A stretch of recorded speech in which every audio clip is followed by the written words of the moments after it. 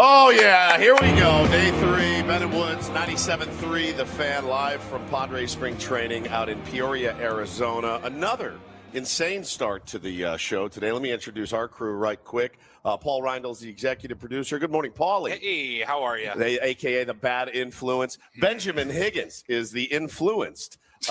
Also the chairman. Good morning, my friend. How are you? Good morning. I'm worried we're going to disappoint a lot of tier ones who thought we'd talk about our lunch at Red Lobster yesterday right off the bat, but we're going to have to hold off for a moment. We'll get there because we have a very special guest joining us for our foreplay segment. This is usually Joe Musgrove who joins us. This is our kind of get warmed up segment. We don't even have to talk baseball if you don't want to. We can talk anything you want. Literally anything goes. I know you guys are the best at that, so yes, we are. We are. Hold on, we got to make sure we're dialed here. We'll just hand him Paulie's. Yep. Paulie's thing, if it can stretch all the way over. Yeah, we got it. Gets his work. It's for cool sure. that everyone is like, this is going to be the best show ever. Yeah, and this is how we start. Technical difficulties. Joe, are you there? There we go. There you are. Joe Musgrove. Spring training for everyone, right? Yeah, exactly. Yep. Thank you. How are you, man? I'm doing great, man. Good. Off season, good for you. Off season was great. Kind of finishing up the back end of that rehab. Spent a little time camping, a little time out in the mountains, but a lot of it was just kind of focused on baseball, get my body ready, mind ready for a full season. Let's talk camping for a moment because I've got 2 boys, and my greatest fear in life is that they ask me, Dad, can you take us camping? And it's literally like I've never been a camper. Yeah. My dad was not a camper. I wasn't raised by campers. I always thought it looked really cool, but no one ever really taught me how to do it. And I fear that they're going to ask me to do it. Who got you into it? Is it your parents? Yeah, my dad's side of the family used to go camping at up in Cuyamaca, the Cuyamaca Mountains, regularly. Spent a little time with some friends that had RVs. We were always tent campers growing up. Okay. But I had some buddies that had RVs, so we do San Alejo and Carlsbad Beach, some of those little more luxurious settings. A little more luxurious. But I'm kind of a cheater now. I got a big souped-up Sprinter van, so when we go out, it's a little bit more glamping than it is camping. But now we have a Sprinter van at home, but we've never slept in it. Yeah, dude, mine's fully loaded to go camping. We got kitchen on there, bathroom if you need it. It's got a bunk bed, so it's dialed in. So you grew up here like I did. Did you have to do 6th grade camp in Cuyamaca? I did it in Cuyamaca growing up. One of the worst weeks of my life, honestly. Yeah, we did camp. we did Camp Fox. Okay. But this is a story for another time. I got into some mild trouble in my 6th grade year. No, that's a story for now. This is a story for right now. Okay. This is where it's for. This is what we want to hear. This will be the short version of it. But a lot of people have heard this. 6th grade year, I went to performing arts school, and we did plays. We did like 2 or 3 plays a year. We played instruments. We did dance, all this stuff. So we're in the bathroom getting changed for a scene. Auditorium full of students, parents, staff members. And we're in there with the lead character and one of my other buddies at the time. And I don't know if you guys are familiar. This might be, our era of kids, but the doorknob game. No. So guy farts, you call doorknob, you punch your buddy on the arm until he goes and finds a doorknob. So you touch a doorknob, that relieves you of the punches. So that's incredible. Paulie knew this game. We're in the bathroom getting changed. Kid farts. We call doorknob. We start slugging on him. And he crumbles to the floor. And we're not like trying to get the kid up. We're just playing a game. It's not bullying. It's just the game. Crawls himself into the stall, locks himself, won't come out. No. And now we're panicking because he's the lead character in the play. So the play comes to a screeching halt. House lights come on. Teachers, principal, everyone comes into the bathroom looking for him, thinking he might have fell. I was probably that kid, unfortunately. No. I'm sorry. So he tells the teacher, probably a little bit of embarrassment as a kid from admitting that you farted. Yes. And tells the parents that we jumped him in the bathroom and we're beating him up for no reason. So long story short, I get charged with battery on school grounds. Oh, no. Battery. I got 100 hours community service, anger management classes, just turned into this huge ordeal. So my 6th grade year, I missed. What's up, guys? I missed the softball game against the staff members, which I waited 5 years through elementary school to play against because I was ready for that moment. Yep. The 6th grade water park trip, 6th grade dance, got kicked out of all that stuff. So I missed a lot of the fun stuff. But 6th grade camp is one event I did get to go to at Camp Fox. You turned out okay. Well, it worked out all right. I know your mom. And I bet you got your ass chewed out. Dude, the day it happened was the day of my sister's high school graduation. So we had 45 people at the house. Oh, my God. Dad had to leave the party to come down and pick me up at school. So, Dude, I didn't know about performing arts school. Yeah, We just found out yesterday that your new teammate Jose Miranda is cousins with Lin-Manuel Miranda. Is that right? Yes. Yeah, I used to tap dance at the Del Mar Fair with my sisters. This was all like early elementary school, but our school was performing arts school. We were a big theater family, so grew up doing plays, playing instruments, dancing, all that stuff. Yeah, it's so good for my son who's listening right now to hear just how well-rounded his favorite pitcher was when he was a kid, because I don't know where he gets it from, but don't let it fool you. As soon as I got into middle school, I went to my dad. I was like, "Hey, none of my friends are doing this shit anymore." I gotta get out of here. I gotta get out and play baseball again. When did it click for you on the baseball field? I coach and I deal with a lot of little kids, man. And you see a lack of confidence sometimes, even in my own kids. And when did it click in for you, the mental kind of part of the game? It takes a minute. Yeah, it does. Because a lot of failure. Yeah, I played like super competitive baseball at a young age. So played for the San Diego Stars travel team, which was the best team in the country for a handful of years. Yep. And I was just surrounded by constant, talent. So then when I would leave those games and I'd go play my regular Little League, I felt like I was like strides beyond everyone else. Also being the bigger, faster, stronger kid than most kids my age helped. But this is something I'm still figuring out, man. I mean, like even to this day, I don't ever have this feeling of like I've got it figured out. I've made it. I'm comfortable. Game's constantly evolving, and you got to evolve with it or you get left behind. So, Joe, you were obviously here last spring, rehabbing, being part of the team. Mm-hmm. Seemed like you had a great attitude. Now that you're back, though, and you can compare this year to last year, how much of a relief is it for you to be back throwing, feeling like you're ready to come back and be in the major leagues again? Yeah, I just feel like I'm back in my comfort zone. I'm always been a good worker. I enjoy being on the field and putting the work in. So it was hard last year to shift all of my focus to more of like the coaching, advisor type mindset and just try to be there, to share experiences and help some of the guys out, which I did enjoy, but there's nothing like being on the field and being able to compete and, do something physically. So, a little bit different this spring. We got Joe Musgrove joining us this morning, and good morning. And I mean, listen, there's one of them right there. Oh my God. I watched him throw a bullpen yesterday. And, I wonder for you, when you did have a chance to step back, and I know how much you love the game, do you ever think about following in the footsteps of your new manager, Craig Stammen, and trying to, when your career is over, and hopefully you got many, many years and World Series championships and all that, but when your career's over, going, I'm staying in this game.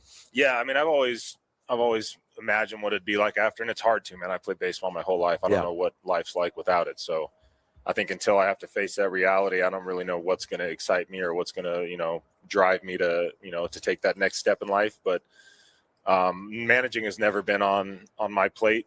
I've been asked a lot by people if I have interest in it. I think I just try to soak up as much as I can as a player, and it might come off that way sometimes, but I just don't have a desire to do the paperwork and the meetings and all that. I love the idea of managing, but I don't like all the things that come with it. So just the game. I just want to manage a game, then I'll go home. Someone else do the rest. Maybe bench coach or something. Yeah. But even now, I mean, you're obviously one of the leaders and have been one of the leaders in the clubhouse. How intentional is that? Do you have to think about that, or is that you just being your natural self and that's how it manifests when you're in there? I think when it goes by leading, or when it comes to leading by example, that's natural. That's just kind of, I do what I do. I'm not trying to impress anybody. I'm not trying to set an example. It's just how I do things and how I'm able to be freed up and compete, to my best of my abilities. But last year was definitely more of a conscious effort to show up every day and have that mindset of like a little more of a coach's perspective of, watching guys' routine, trying to offer advice, here and there, and, ultimately help guys deal with some of the failures. So that was more of a conscious effort, but a lot of the things that I do on a daily basis are for me, to get myself ready. So let's talk Padres playoffs. Watching the games last year in Chicago, obviously, you can't be a part of them. The bitter taste it stays. We talked to Crony about it. He's like, it takes a good solid while to get that taste out of your mouth, if it ever really leaves, from each one. I obviously assume when you guys come back to camp, it's something that you talk about, like, all right, next steps, we got to get to the next step. How does that manifest itself in the clubhouse? Yeah, a lot of it's like into the early off season. That first month or so is a lot of phone calls and, FaceTimes with your buddies on the team, and having a chance once you've been a few weeks removed from the emotion of it to like really look at what happened and what we were missing. A lot of it getting some of these guys back, getting us healthy, filling a few holes in the roster. But anytime you lose and you go through that, I think, it's not something that lingers around and affects you in a negative way. It's something that you kind of use as a motivator, and something that, you look at all the opportunities that we had throughout the course, not even just that last series, but down the stretch, maybe to steal the division away there and not have to be in that, do or die situation. A lot of different things go into it, but I think everyone comes into spring kind of on a fresh slate, new mindset, while maintaining the feelings of, what you went through last year. Yeah. I know Craig Stammen has said, pitchers are probably not going to be authorized for ABS challenges, but I think there can always be room for exceptions for veterans with level heads. Yeah. How many conversations have you had about the new system and how it's going to work? Yeah, that was one of the first meetings we had, is that pitchers are not allowed to challenge. Just blanket across the board. I think over these first couple of weeks of spring, it's going to be kind of a trial and error system of figuring out what is the best way to go about it. Do we let just the catchers call it, or do we allow the pitchers to chime in? So we've developed a system to be able to signal to the dugout that, hey, we want to challenge. We're not going to challenge, but I would challenge this in the moment. And then afterwards, we can kind of look at our percentages and see how we're doing, if we're, realistically in the right area, or if we're just like being emotional out there and begging for strikes. So I think it's ultimately going to come down to the catcher's call. And if they're right there, they know the zone. And with some of these catchers too, how they steal strikes, everything looks really good from a pitcher's perspective. So probably the catchers would be. I'm going to be looking for that signal now in spring training games. Scratch your something like that. Where does he's trying to challenge, but he doesn't want to challenge. Saw a guy yesterday, one of the pitchers. They 6 outs. Blue missed 5 calls, 5 in the first 6 outs of the game and it was in the Red Sox game. Yeah. And you can see Alex Cora on the side; he's losing his mind. The guy was right down the middle, and it's like, why are we having to use this challenge on pitches that are right down the middle? And I know they have a tough job because of the nasty stuff you guys throw. Right. They're really very good. They're like very, very good umpires are. Right. But man, some of those obvious ones got to make you insane. Yeah, and you think about it, like major league hitters who are trained to do this, they still have a hard time recognizing balls and strikes and picking up spins and making contact. So you can only imagine the umpire who's not been doing this his entire life, from that perspective, might have some trouble with it. But it's a hard game, man. There's a lot of human error in there that, at times is part of the game, but ultimately you don't want it to be something that decides the outcome of a game. So I like what they're doing with it. Saw you throwing a simulated game against Mariners hitters a couple days ago. What's kind of the schedule like, and how's it feeling getting back into more competitive situations? Yeah, there's definitely a little uptick in the soreness and the recovery aspect facing hitters. You never think so. I was throwing bullpens, into the mid-90s in the off season and felt great the next day, but there's something about the intensity and the, just the intent of the throw when you have someone else in a different jersey in the box. So definitely going through a new wave of soreness and kind of experience all those feelings for the first time again. But for me, it's more about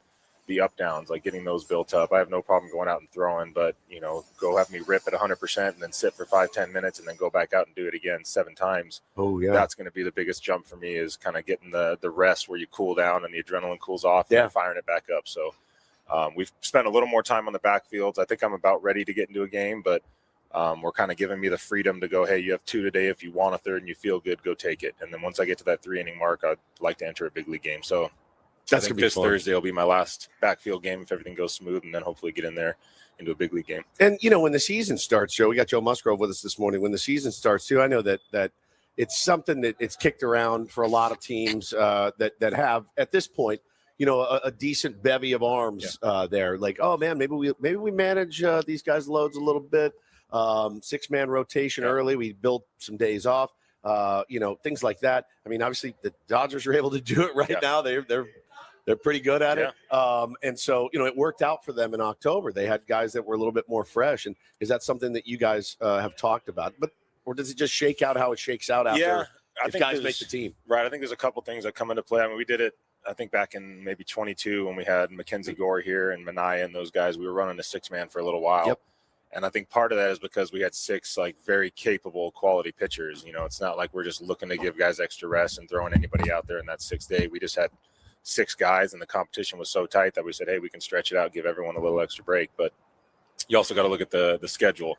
The front end of the schedule the last couple of years has been heavily loaded with off days for us. So if you're running a 6-man with an off day every week, guys aren't throwing for 7-8 days, and that becomes a little bit more of an issue with consistency and how you're recovering and feeling. So I think there's stretches of the season this year. I think this year we don't have as many off days early on. So if we have really good competition and we got 6 guys that are capable of getting out to the big league level consistently, then I would love to run a 6-man. I think it's really beneficial getting out of the gates, giving everyone a breather, and easing your way into that long stretch. So, last thing for me, Joe, professional baseball obviously can have its weird moments. What's it like now being with Walker Buehler, Herman Marquez, guys who you've gone up against in the division so many times for so many years, and now sharing a room with them and sharing a field with them? Yeah, I mean, that's the beauty of baseball, dude. You can go from hating a guy or hating a team and then have them join you and find out you love them. Yeah.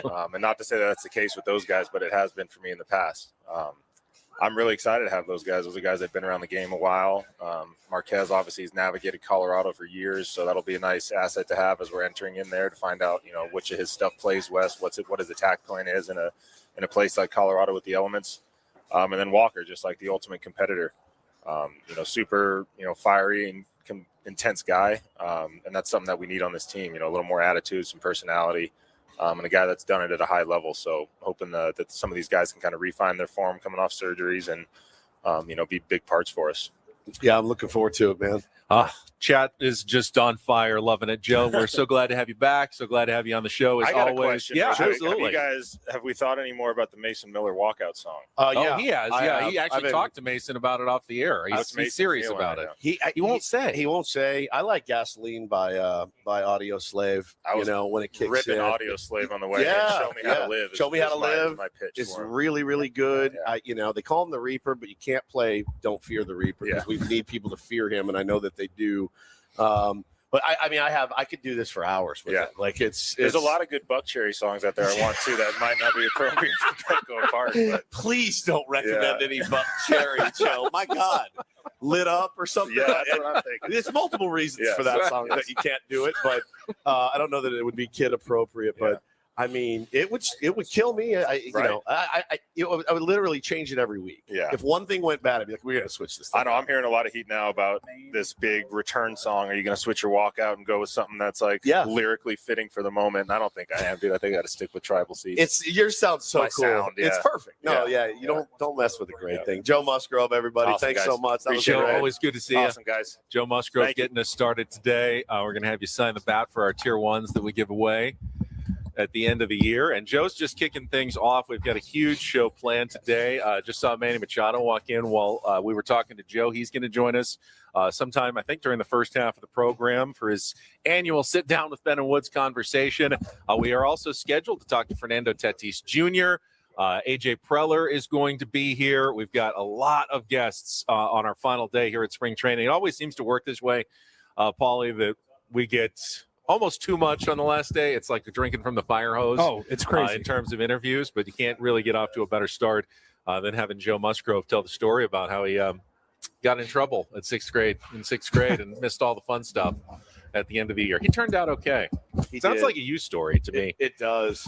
I had never heard of Doorknob though, but guess what? We're going to start playing it. That was definitely. I'm going to lock myself in the bathroom. I think I'm like 4 or 5 years older than Joe, and so that was absolutely a thing. Doorknob was a game. Doorknob, bam! And we just beat him. It was like Slug Bug, kind of. Yeah, remember that? You saw a VW bug. You got slugged. You didn't. Yeah, you didn't I like remember two that for one. flinching because you're a flincher. Yeah, exactly. It was just a constant. You just. There it is. In high school, it was 2 for flinching was constant Just for got me. worn out every day. Worn out. I love it, man. I love it. All right, what are we doing? We can take a quick We're gonna time go to a out commercial and break. then Thought come you were back. already doing No, that. we haven't done that Okay, yet. So let's let's do that. get our We're first already check of doing traffic, and then we'll come back. Who's our next guest on the schedule? We'll see. We'll see, I I guess. believe it's the captain. All right, so expect Manny Machado soon. Nick Pivetta possibly at the top of the hour. Don't go anywhere. Ben and Woods, live from Padres spring training in Peoria, broadcasting live from the remote Bill House Studios. We know how. Ben and Woods on 97.3 The Fan.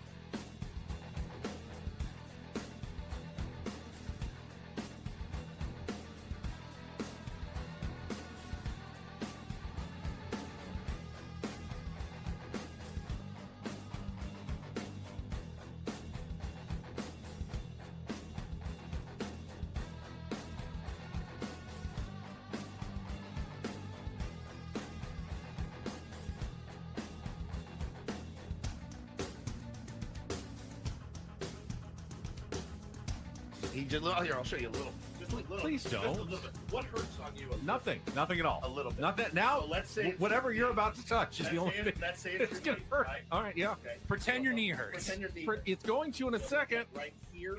Oh, that is not pleasant. Hey, player, this is all yours. This room with this view. This speakeasy with this cocktail.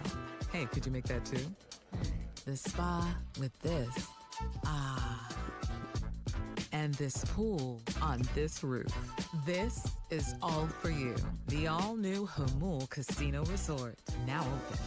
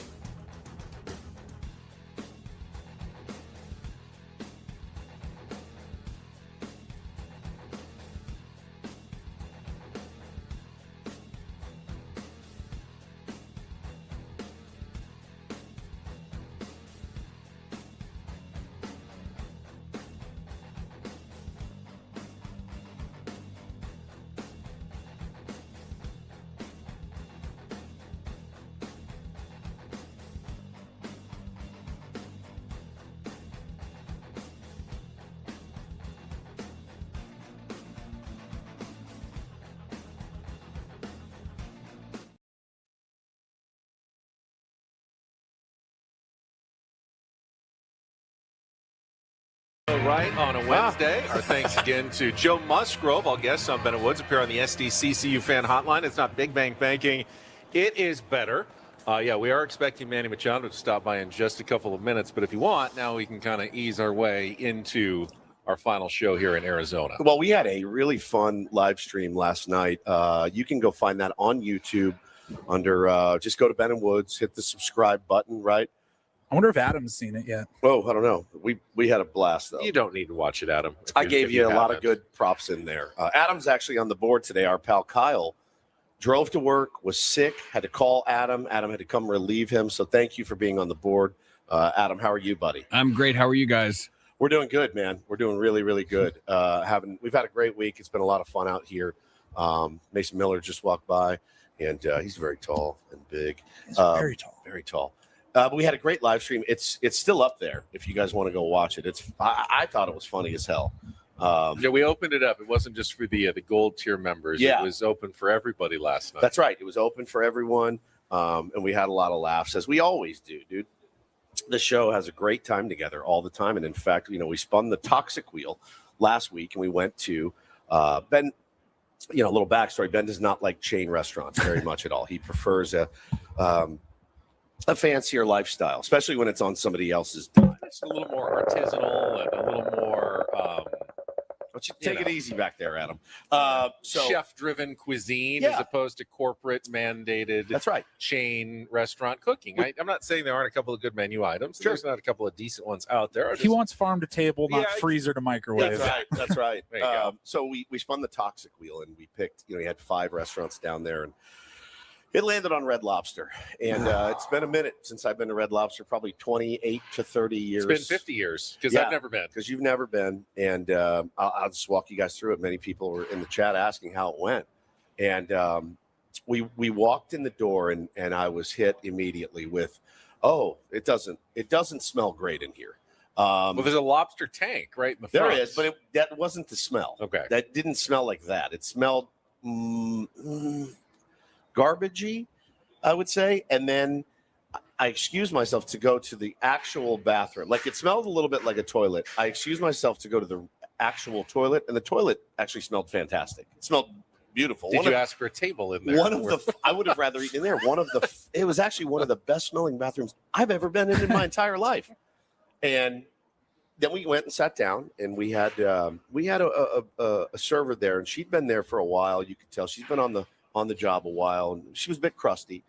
And we did order the what did we get? The ultimate feast. The ultimate feast For 5 people. for 5. Yes. Now- I know there's only 3 of us. So we did get the ultimate feast. It was fantastic. Oh, there he is. And we'll There he get is. back to the story later. Let's sit down. Let's Because check traffic. we've We'll got get a more we'll get important Manny mic'd up, and we will guest continue here. our story after a check of traffic and a conversation with Manny Machado here on 97.3 Paul, you leaving him The Fan. hanging? From the 855 Get Ross Traffic Center. Injured? Demand justice. Demand Jurowitz. 855GetRoss.com. Here's Kelly Danick. So far, people are doing a good job of staying out of trouble on our roads. We're not showing any incidents, no accidents, no surprises. Meaning, of course, you're still going to see some of that usual slowing hidden out of Santee westbound 52, but at least nothing getting in your way. I'm Kelly Danick with Ben and Wood, San Diego's #1 sports station, 97.3 The Fan. All right, sitting down with us right now, number 13, the impossibly cool Manny Machado is back with us here on 97.3 The Fan and Ben and Woods. Manny, happy spring training. It's always good to talk to you. Appreciate it, guys. Never get tired of this, huh? No. No, The baseball not at all. part, not the us part. No, the baseball part. I didn't mean no. I'm not foolish enough to think he never gets tired of talking about it. Woods. It's one of our favorite traditions that it's become, getting a chance to talk to you. So, how you feeling? How's everything going so far? It's great, man. Camp's great. Feeling good. Body's feeling good. So, just another year adding to the books. Yeah. I think I have to start with your new teammate, your former childhood opponent in Little League and growing up. Nick Castellanos got a locker right next to you. We got to talk to him a couple of days ago. It was a really great conversation, getting to meet him, getting to know him a little bit. What's it been like having him in that clubhouse next to you? He's been awesome, man. Obviously we go way back from Little League and USA teams together, getting drafted together, minor leagues, and obviously playing against each other for a long time in the big leagues. But just having him in the same clubhouse it's awesome. We used to dream this as kids, playing together in those backfields, playing 2-on-2 games in the backfields after games, and now having him here talking hitting. I think he's one of the greatest hitters of our games. He's seen some pretty good hitters playing with Miggy and JD and Victor and some good hitters hitting. So he loves hitting, loves talking baseball. So, adding a guy like that to our ball club, I think was huge. I think we got a really cohesive group that's together and, very high in IQ of baseball. So, it was good to have him. Now, confirm or deny, because he said when you guys were younger, he said he was actually ahead of you. He said he was better than you. aspect? At baseball. In what aspect? He said, Is that what he said? he said I was a little further ahead. In height. He said Manny was always as smooth Yeah. as silk. Yep. He Yeah. said, but when he was like 12, 13, he was a little smaller, a little maybe underrated Yes. as a player. And then when he absolutely. hit like 16, Boom. Absolutely. and came And then into he his said you size, he took just off. exploded Absolutely. and took off. He is spot on. Yeah, I was. I wasn't as tall. I wasn't as tall. I had a later growth spurt. I mean, I hit my growth spurt probably like 14. So I was later, and then kind of went to a small school, Miami, kind of just stayed under the radar. Really wasn't scouted much until I'd probably say like my late sophomore year, like my sophomore year in high school, I had a really big year. And that's when scouts were kind of like, oh man, who is this guy? Then my junior year, I had another big year. So it wasn't until probably like after my junior year, that summer ball, when I kind of like blew up and kind of became who I am. Yeah. Did you ever lack confidence playing baseball? No, I loved it. Yeah. I loved it. I was always. I loved it too, but I like Yeah. severe confidence. I don't think loving it is the issue here. No, I mean, my confidence was. I knew what I can do. I mean, I was always smooth with the glove. Yeah. Always smooth with the glove. I could always smooth. I just wasn't as strong as some of the other kids. Like Nick was always taller and stronger than me. So I kind of just stayed on the radar. I was kind of more of a contact hitter, just hitting line drives everywhere. Didn't have that big power, but I always had the defense. I always had a good arm as well. Yeah. So I think that kind of just just always was always the outlier. Now, we found out from Joe Musgrove just a few minutes ago at that age, he was also a theater kid. He was in the plays and stuff at school. Did you do other things besides baseball growing Basketball. up? Basketball. Was the only other sport I did. Wasn't really a big. I was very shy kid, so I really didn't do much. It was just mostly sports, just baseball, basketball, a little bit of flag football here and there, but mostly baseball and basketball. Man, we're so excited to get the season underway. I know you are too, but we're also excited about your sweatshirt. That team, SDFC, has come in and they've captivated the hearts and minds of San Diego. Mikey Varis is a guy we get to have on our show every now and then. We love talking with him. It's converted us into big soccer fans. Were you always a huge soccer fan, or did this just kind of fall in your lap and now you're passionate about it? No, so when I got into pro sports, I got into soccer. I wasn't a soccer fan. Like I just told you right now. I mean, I was a baseball and basketball guy, right? Football, obviously, too. But soccer was never there. I just hated the cardio. Yeah, 100%. It's too much hated the running. cardio. I know. Running It's too around for much. like 10 miles did the not. entire game? I did Yeah, not. it's too much. But now my kid, he's playing soccer, and I think every kid should. Yep. It's a great for hand-eye coordination, for control, Yep. for your feet. So Foot-eye coordination. I mean, right? well, both. Yeah, both. It's both. It works for both. So I got into pro sports, got into soccer. I'm a huge Barcelona fan. I love Messi. At that time it was the rivalry between Messi and Messi, who's the greatest of all time.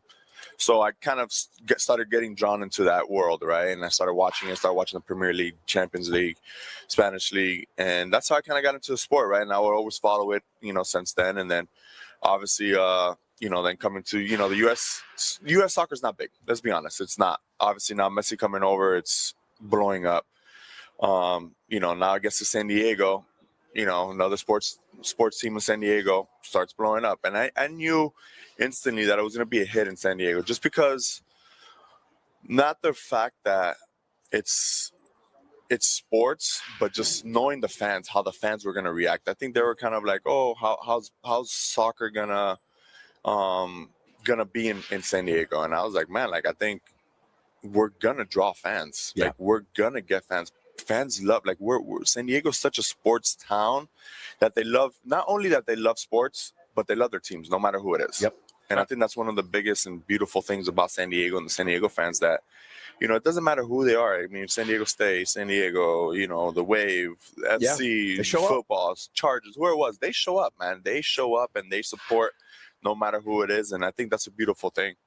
So which sport do you think has the best athletes? Baseball, basketball, football, soccer?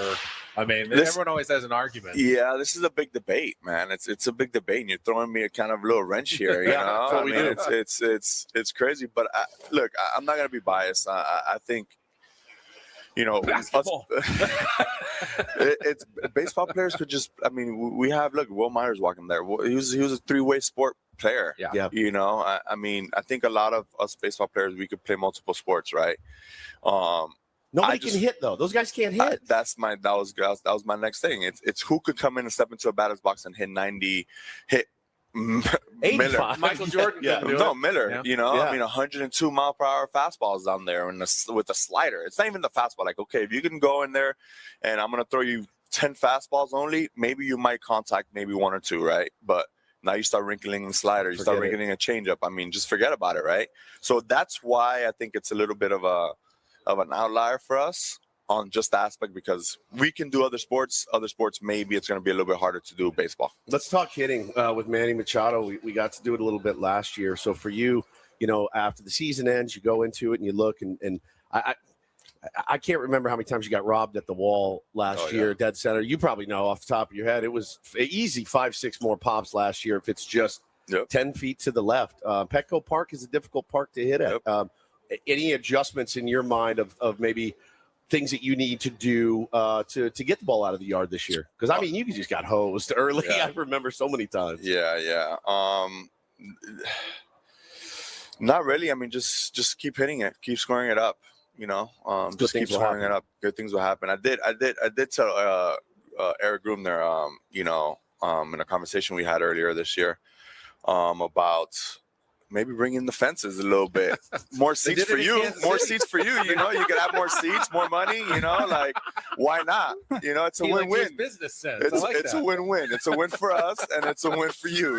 So I don't know if it's gonna happen, but that was an avenue that maybe I threw out there to see if it happens. But yeah, man, Petco Park it's been tough over the years to hit at with the ball flying. Not flying as much as it used to. Like my first year here, it did 18, 17. The balls are juiced and they were going. Yeah. Now it's not so much. Are they different now? You guys can tell. I know you guys can tell. Yeah, it's not a huge difference, but it's definitely a difference. It definitely is. I don't know how much you believe in lineup protection, but Craig Stammen's been toying with the idea of having Tatis bat behind you in spring training so far. What do you think that does, possibly for the Padres offense as a whole? I mean, I've always been a big fan of, I think our best years offensively, selfishness of me and Toddy has been when we always backed each other up. When we're stacked in a lineup together, I think it's impressive. I mean, you got to pitch to one of us, right? You can't avoid us. Whether you're going to bring in a tough righty for us. Okay, I mean, this is what they pay us to do, right? This is what we're made up for. So I'm not worried about who we're going to face the matchup, but I think when we're stacked up together, I think we're just dangerous, and we're kind of the same hitter, so we kind of see, whether it's he's hitting behind me or I'm hitting behind him, we see what they're doing to us, right, as hitters. So, it's dangerous when we're stacked up together, and I think that's the best lineup whenever we are, and not so separated between each other. Yeah, I mean, the lineup looks potentially really potent this year, and that's certainly certainly something we're looking forward to. Before we let you go, while we got you here, so a few years ago on this show, you were up for an extension. You mentioned it on this radio program. You got an extension. Then you mentioned AJ Preller getting an extension. He got an extension. Our contract is up at the end of the year. So while we have you here, if there is any way you could, our boss is actually on the board back at the studio listening today. very He's listening closely right now. Whenever Manny asks for an extension, good things happen. So the floor is yours. You guys throw me wrenches all day. Huh? That's what we do. Wow, man. It's too early for this. Just say you want Ben and You Woods want us to back write something here. out for you? I can script it if you'd Just like. say we want Ben and Woods back for a long time. That's it. I mean, you guys are the best in the biz. I mean, everyone in San Diego listens to us and listens to you guys, and we appreciate you guys' hard work coming out here. Keeping us informed in the off season. I know I hear you guys every once in a while when you guys get some guys on there, and I think you guys are the voice of San Diego. Ask the answer. That's it. That's all Thank you so we much. The best go. in the business. It's right always there, a buddy. pleasure getting to do Likewise, this guys. every single spring. Manny Machado with us on 97.3 The Fan. I'm so excited, especially as, Manny said, batting Fernando and himself together. Put Xander up there. I think the guy who's poised for a giant season would be Jackson Merrill. Because if they try to bring in righties, and they're going to have to face all those guys, Jackson's going to get a lot of opportunities, late in games with guys on base, with runners in scoring position against, right-handed pitching, because they're not going to have a choice otherwise. So he's going to be set up to have a really, really big year as well. I didn't hear anything you just said because I am on cloud. I'm on cloud 9 right now. So, all right, I just made up for Big Leaguing him. Oh, good, yeah. I could not see. I had no idea the that sun was even him. glaring in Paulie's face. I just saw a silhouette. No idea who it was. Man, he left his arm out for like 30 seconds to shake Paulie's head. I go, hey, you're big. I was texting PR. I'm like, hey, is Manny still coming by this segment? And holding out his hand to you as we speak. That was awesome, dude. Well, you were thinking he was going to come from the right. Yeah. He snuck in from the left. Which is, I think, what got you. Plus, we didn't set up. We had this pop-up tent that we were trying to angle for the first hour of the show when the sun is coming up over the field. But we're leaving today. We just decided not to set it up today, so that's why we got the sunglasses and everything on. But we got to get to about it's blinding 7, for a few 10. more minutes. Yeah. And we'll be okay. So what a great first hour. We still have about 10 minutes left. Paulie, will you clip that? And I'm going to get it tattooed on my arm. Yeah. Just so you know. Yeah. It's the first time Adam's ever. We don't need to make a promo out of that. Yeah.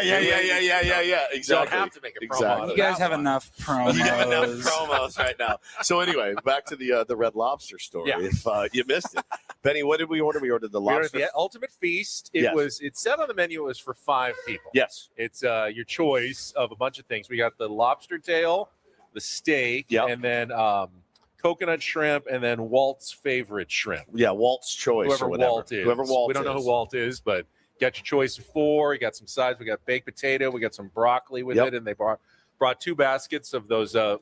They are elite. The Cheddar Bay biscuits. They were really good. They're incredible. And she, when Ben ordered it, she goes, "Now you each want one."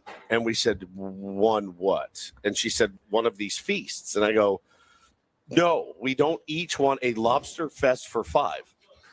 That would feed 15, but there's only 3 of us. So, no, we're just going to do one. We're going to whack it up between us and have a little sampling." And she goes, "Oh, because you said, the way you said it, I thought you each wanted a lobster fest." And I'm like, "Lady, on what planet?" Like, I know we're bigger guys, but on what planet would we each get all of that for ourselves? Adam would have fired us. He would have fired us on the spot. And for good, probably with cause. justified if we had done that. Oh, yeah. 100%. With cause. So it came and we dove into it. And I got to tell you, I gave it a C+. I think the biscuits brought it up.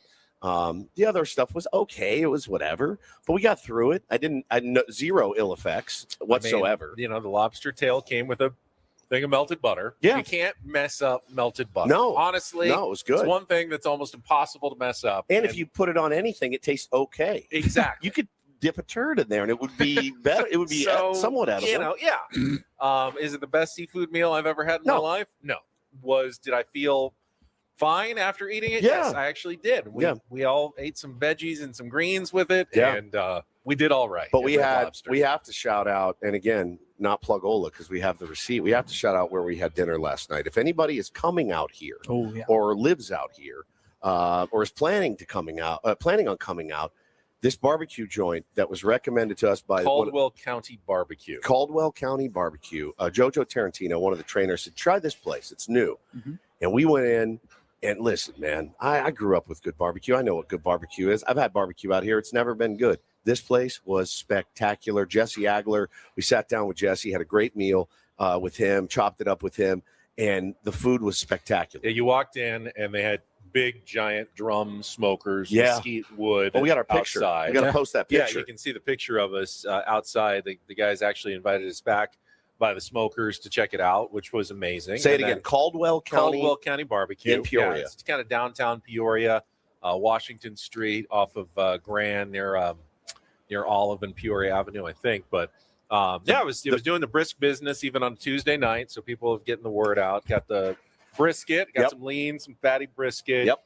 sliced turkey, some pulled pork. I did not have any of the ribs, but they also had ribs. They ran out of the burnt ends. Yes. Before we got to the front, because once they're out, they're out, Yep. and they close up once the meat's gone. They were running out of brisket by the time we got there. They were saying, we're going to get to go home early tonight. We're going to run out of meat. So it was delicious. And then the sides were good. I had a beans and a corn casserole. Paulie had some mac and cheese that was really good. I had coleslaw and potato salad. And then the delicious. desserts, let's see, cookies, fresh cookies, banana pudding, yes, which you and Paulie had, yes, and then individual pecan pies. Yeah, I took a pecan pie home. A little mini. It was a mini. It was a little bigger than a mini. It was bigger than a mini. It was bigger than a mini. Full pie, but it was definitely bigger than a mini pie. It was incredible. So I'm bummed we discovered it on our last day because I would have gone there. I would have gone there a few times. For sure, but it was great. So if you're coming out, check it out. Caldwell County Barbecue. The guys in there were rad too. The customer service was through the roof. It was everything you're looking for. And it, the Red Lobster experience was fine. I'm glad we did it. It was fun. We had some laughs. We had some I laughs. hated every minute of that. We had some laughs, but it was great. So we're off to a big start today. We'll be heading back after the show. Looking forward to getting back in the studio tomorrow. I'll be out Friday, flying to Texas to surprise my grandmother, who's turning 90 years old, taking both my boys, just a boys' trip this time, and it's going to be a blast. As you can guess, we did not make the drive all the way over to Mesa to see the Padres take on the Cubs, mostly non-starters for the Padres going, although Nick Castellanos was part of the trip and had 2 hits, a blasted one, 400-plus feet to center field. Ended up as a 2-run double, although everyone said they thought it was a home run. I don't know if it hit the batter's eye or I thought it was what a home went run on there. But well, you said on Gamecast they had the ball. I was watching Gamecast as it happened. The ball cleared the fence. It looked like by about 40, 50 feet. Yeah, like center field. And it 450 out there. Double 2-run score, and Castellanos is hitting on second. I assume that it hit so high that's where it would have landed had it not, hit a wall there at Little Wrigley in Mesa. But Padres ended up losing 6-7. Marco Gonzalez got his first start. Struggled a little bit, inning and 2/3, 5 hits, 3 earned runs. Craig Stammen didn't seem concerned, said he looked fine. It was good. He's getting back on the mound, obviously, after about a year and a half coming back from flexor tendon surgery, just trying to get comfortable again. Obviously, one of the pitchers battling for a spot, maybe the one spot in the Padres starting rotation.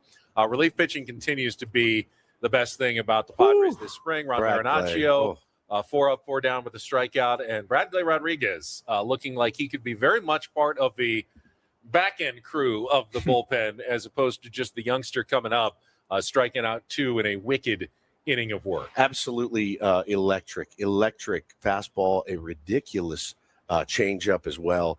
Bradley Rodriguez is a stud, and you got Miguel Mendez right behind him. You've got Garrett Hawkins behind him. The team is replete with big, strong arms, and I have a feeling this season we may need every one of them right now. I did get a DM from a listener yesterday that said, "Woodsy, don't BS me. You've got to be concerned about this offense right now." I said, I'm really not. I've learned to not sweat the offense right now. Now, again, man, these guys are going to break camp. They're going to be feeling good about themselves, and then they're going to run into Tarek Skubal on game 1, then Framber Valdez game 2. It's a very difficult game, and then you're going to run into whoever the Tigers have in the third slot, which is probably somebody pretty good, maybe a Jack Flaherty, maybe somebody younger and better than that, but this is the beast, man. This is the beast. So I'm not concerned about the offense yet because, well, it's spring training. Well, I mean, think about if this was the regular season. If this was May 15th and a guy was struggling, would you expect him to be struggling on June 15th? Because that's what we're talking about. Right. Opening day is a month away. Correct. So, guys are going to get hot in spring, and then they'll get cold again, and then they'll get hot again.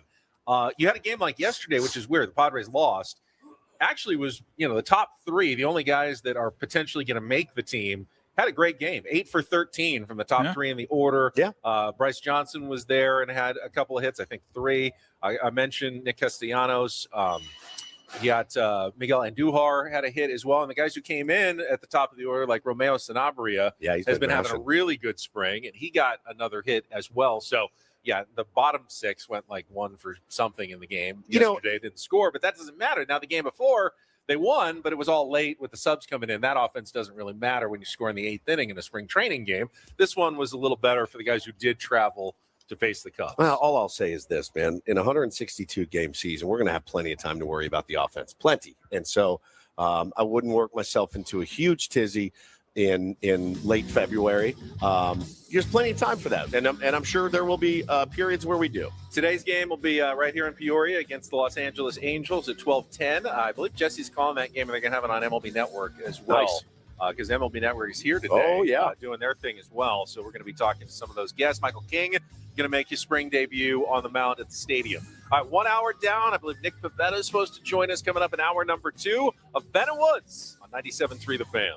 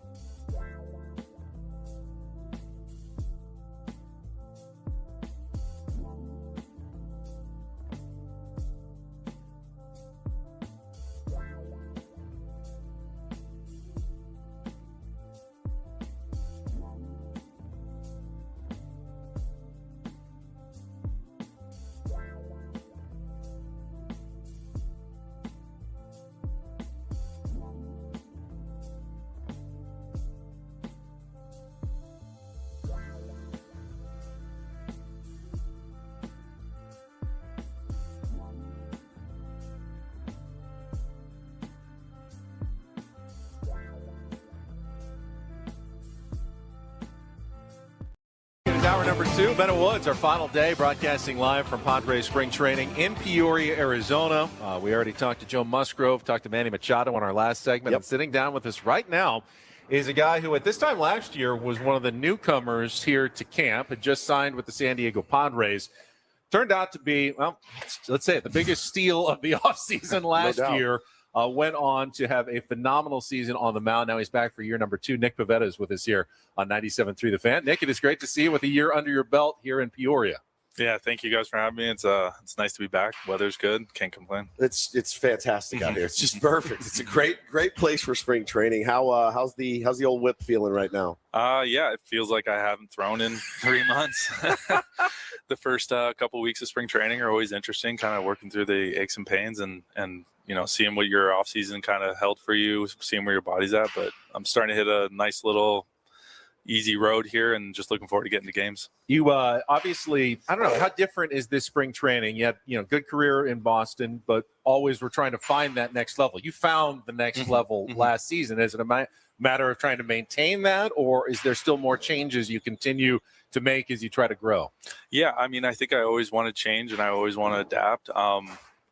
I'll say this quiet part out loud. There's 5 other guys that were better than me last year, and I want to be better than those guys. So what are the small adjustments that I need to make? What were the small things I need to do in the weight room, pitch mix, mechanically, velo? All of those things are kind of small factors. And then what 5 games could I have done better things, and how can I improve on those things and be a better pitcher?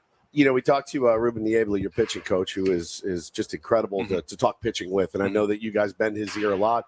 Told us about the pitchers group chat, everyone kind of laying out their off season like work and stuff. What does your off season consist of? Not a lot of throwing, just getting the body ready? No, man. I threw basically all through October. I was pretty upset about losing. I didn't really like it that much. I mean, I don't think anybody else did, but for it to end quickly, I just kind of kept my arm moving, kept my arm in shape. I wasn't ready just to stop. So I continued to work out. Me and my wife spent the month in California. So I'd go in and I'd train and I'd work out, see everybody, throw sometimes. And then I got back to my home in Jupiter, Florida. I work out at Cressy and just started to train again, get back to my workouts, continue to throw. And then once December rolls around, get on the mound a couple times, and then just it kind of keeps rolling from there. And the next thing you know, I'm here talking to you guys. Yeah. We've talked to a lot of guys about that Cubs series and just kind of how it lingers. I don't know, from my perspective, Padres played well, Cubs played well. Dansby Swanson made some great plays. It was a hair one way or another. And that's sometimes how baseball is. You didn't necessarily do anything wrong, but you don't win a series like that. How do you kind of, I don't know, process something when it just doesn't go your way? Yeah, it's not an easy process. I mean, I think you take the week to kind of just let it kind of sink in. And, I was able to distract myself from watching more baseball, which I always enjoy doing, and watching other teams compete. And, but you kind of just let it kind of sit with you, and you kind of let that little fuel kind of help you, move through the off season, and as a group, use that as a collective to kind of push you through the next season and improve on that. I didn't want to bring this up, but Crony brought it up when he was on the air. He said everyone was watching the hockey game. Yeah. I just wanted to offer. He said it was basically the entire clubhouse against Nick Pivetta. Yeah, and Garrett Hawkins. And Garrett Hawkins. So, not really strength in numbers in there for you guys, but you still got to be proud, right? I'm always proud of the Canadian team. Yeah. I compete in a similar way to them, and I know how much I give, and I know how much they give. I will say that 3-on-3 is absolute it's an embarrassment to hockey, in my opinion.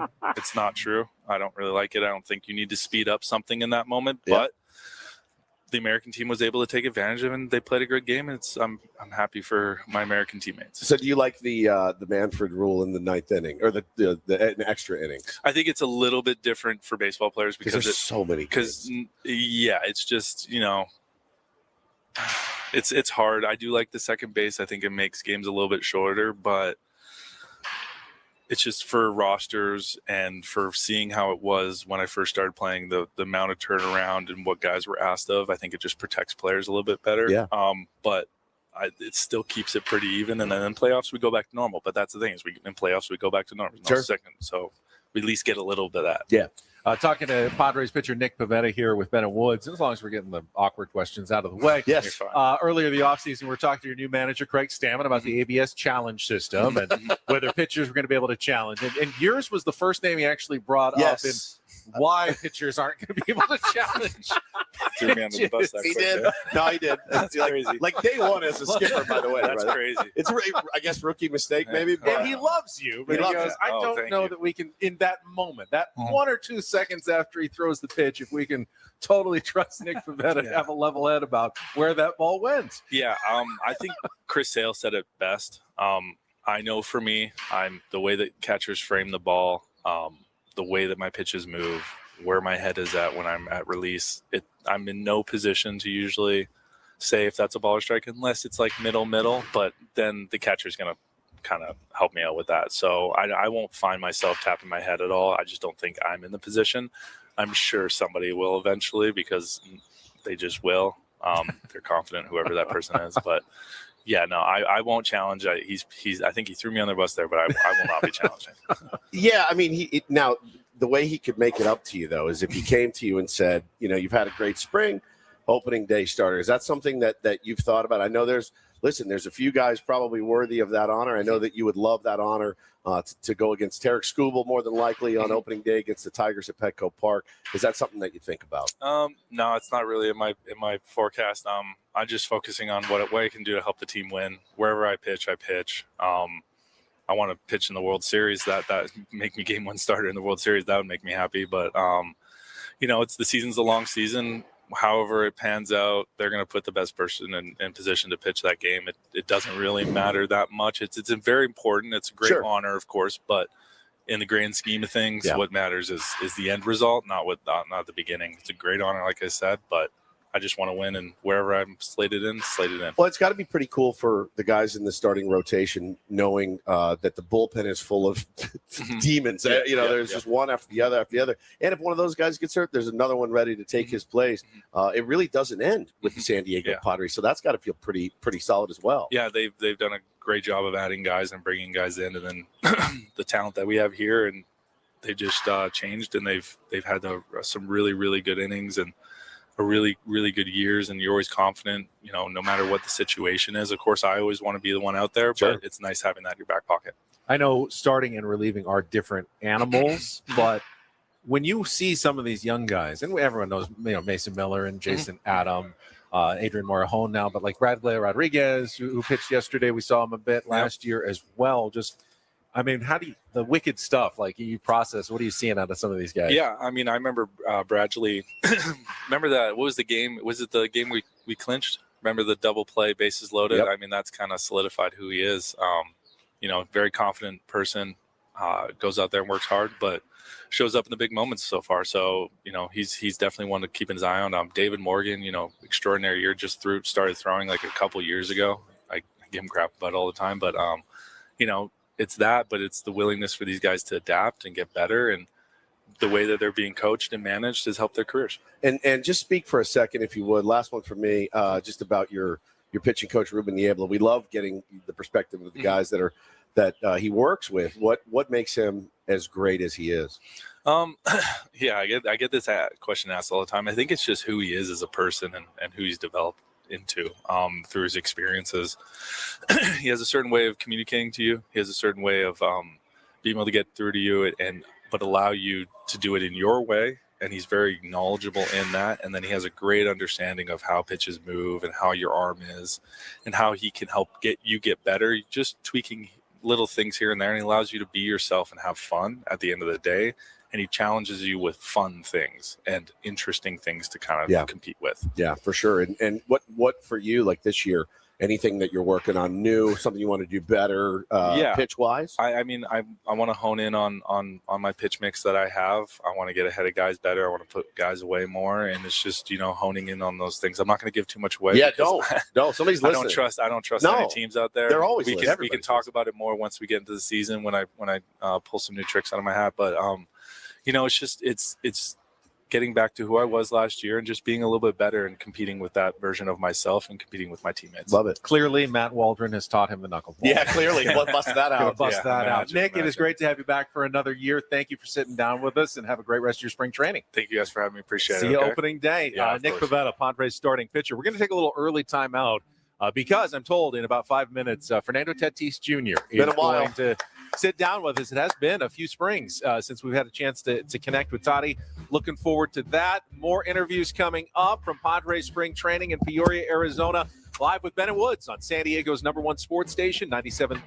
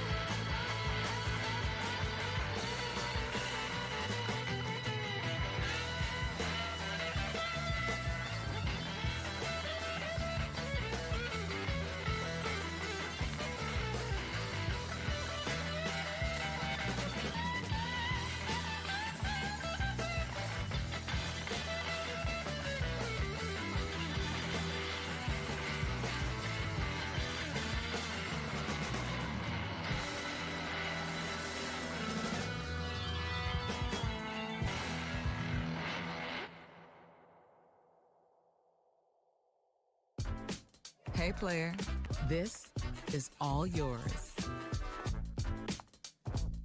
This room with this view. This speakeasy with this cocktail. Hey, could you make that too? The spa with this. Ah. And this pool on this roof. This is all for you. The all-new Hamul Casino Resort, now open.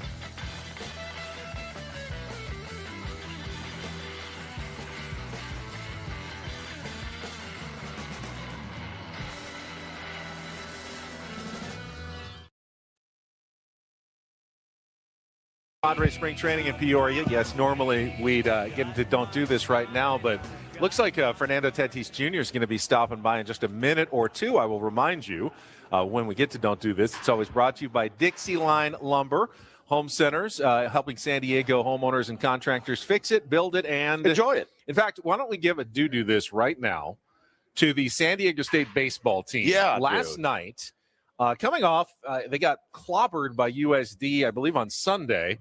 And then they come back on Tuesday night and upset the number one baseball team in the country, the UCLA Bruins, 4-3. Amazing. Holding the Bruins to just 3 hits in that game. Signature win for new coach Kevin Vance in his first season, taking down the number one team in the country. Got to feel good, man. Yeah. You don't see that, obviously, in basketball or football. You're not going to have an unranked team knock off the number one team in the country more than once every, 40 years. Right. But in baseball, especially in a midweek game, anything can happen. You're throwing probably your 4th through 8th pitchers in a game like that. Anything can kind of happen in college baseball. It is a very weird sport, very different from the baseball we're used to watching on the major league level. Oh, yeah. It just is, with no pitch clock, with aluminum bats. So much more bunting. They bunt a ton. If you like bunting, I do not. College baseball is the sport for you. They love moving runners over. They do. I mean, it's putting pressure on the defense to make play after play after play, and at that level, they are equipped to do it, but it's just they're more likely to maybe throw one away or bobble one, and you get a guy on, you get a guy over. For me, it's not aesthetically my favorite type of baseball to watch these days. But listen, there's a happy medium between that and 3 true outcome baseball as well, which is not the best. Yeah, and then just the constant ping after 3 to 4 hours, because those games can drag on. Can be a little difficult for me at times. It's more of a thud these days than the ping. The bats. The bats are getting so powerful that someone's going to get seriously hurt because there's a couple of bats that have come out recently. I saw a guy hitting BP with one, doing a test. Benny, he's like, I barely got that ball, and it went 480. Somebody is going to wear one. It's going to hurt. Would you be interested in watching the MLB Home Run Derby? Yes. With guys using aluminum bats. Oh, yeah, but you'd have to clear out the outfield. You'd have to clear out the outfield. I don't even think you could have shaggers. I really don't. I think if you cleared out all of left you wouldn't field, have those kids running around the outfield for sure. No, I mean that's disaster. Anyone in the first 15 rows of the seats could take one hard. Our next hitter, I saw him doing our next guest, Fernando Tatis Jr. He did something on a backfield one time with an aluminum bat, and the way that these guys swing, their bat speed, the exit velo, it's unreal. It could absolutely kill someone. It just no question it could kill someone. So I would love to see it. I just don't know that you could do it. Not safely. No, not safely at all. But I would dig it. So Toddy should be out any minute now. Actually, they said about 8:20. So. Yeah, a lot of the guys are visiting with the MLB Network crew is out here today. We actually before the show. Got to see our friend Yonder Alonso, and you were talking with Greg Amsinger. Yeah, they're focusing on Padres and Petco Park and recording some interviews, doing some live stuff today. So he's funny, man. It's good to see some of those guys out here giving the Padres a little national attention. I saw Greg, and we've had Greg on the show before, so I introduced myself, and he's like, "Hey, good morning, how are you?" With that just perfect announcer's voice that he has, and we were talking about it. He goes, "It's so funny." He goes, "This is my 4th camp that we've been to." And he goes, I literally fall in love with every team when I'm out there. And I go, oh, okay, yeah, I could see. And I go, man, I'm the same way. Like you get out here, you spend a little time, you look around, you go, this could actually work. It just and it's funny. I mean, this guy's MLB Network talks to everybody in baseball. And he goes, I came from Royals camp. He goes, those guys look amazing. And we went to this camp and these guys look amazing.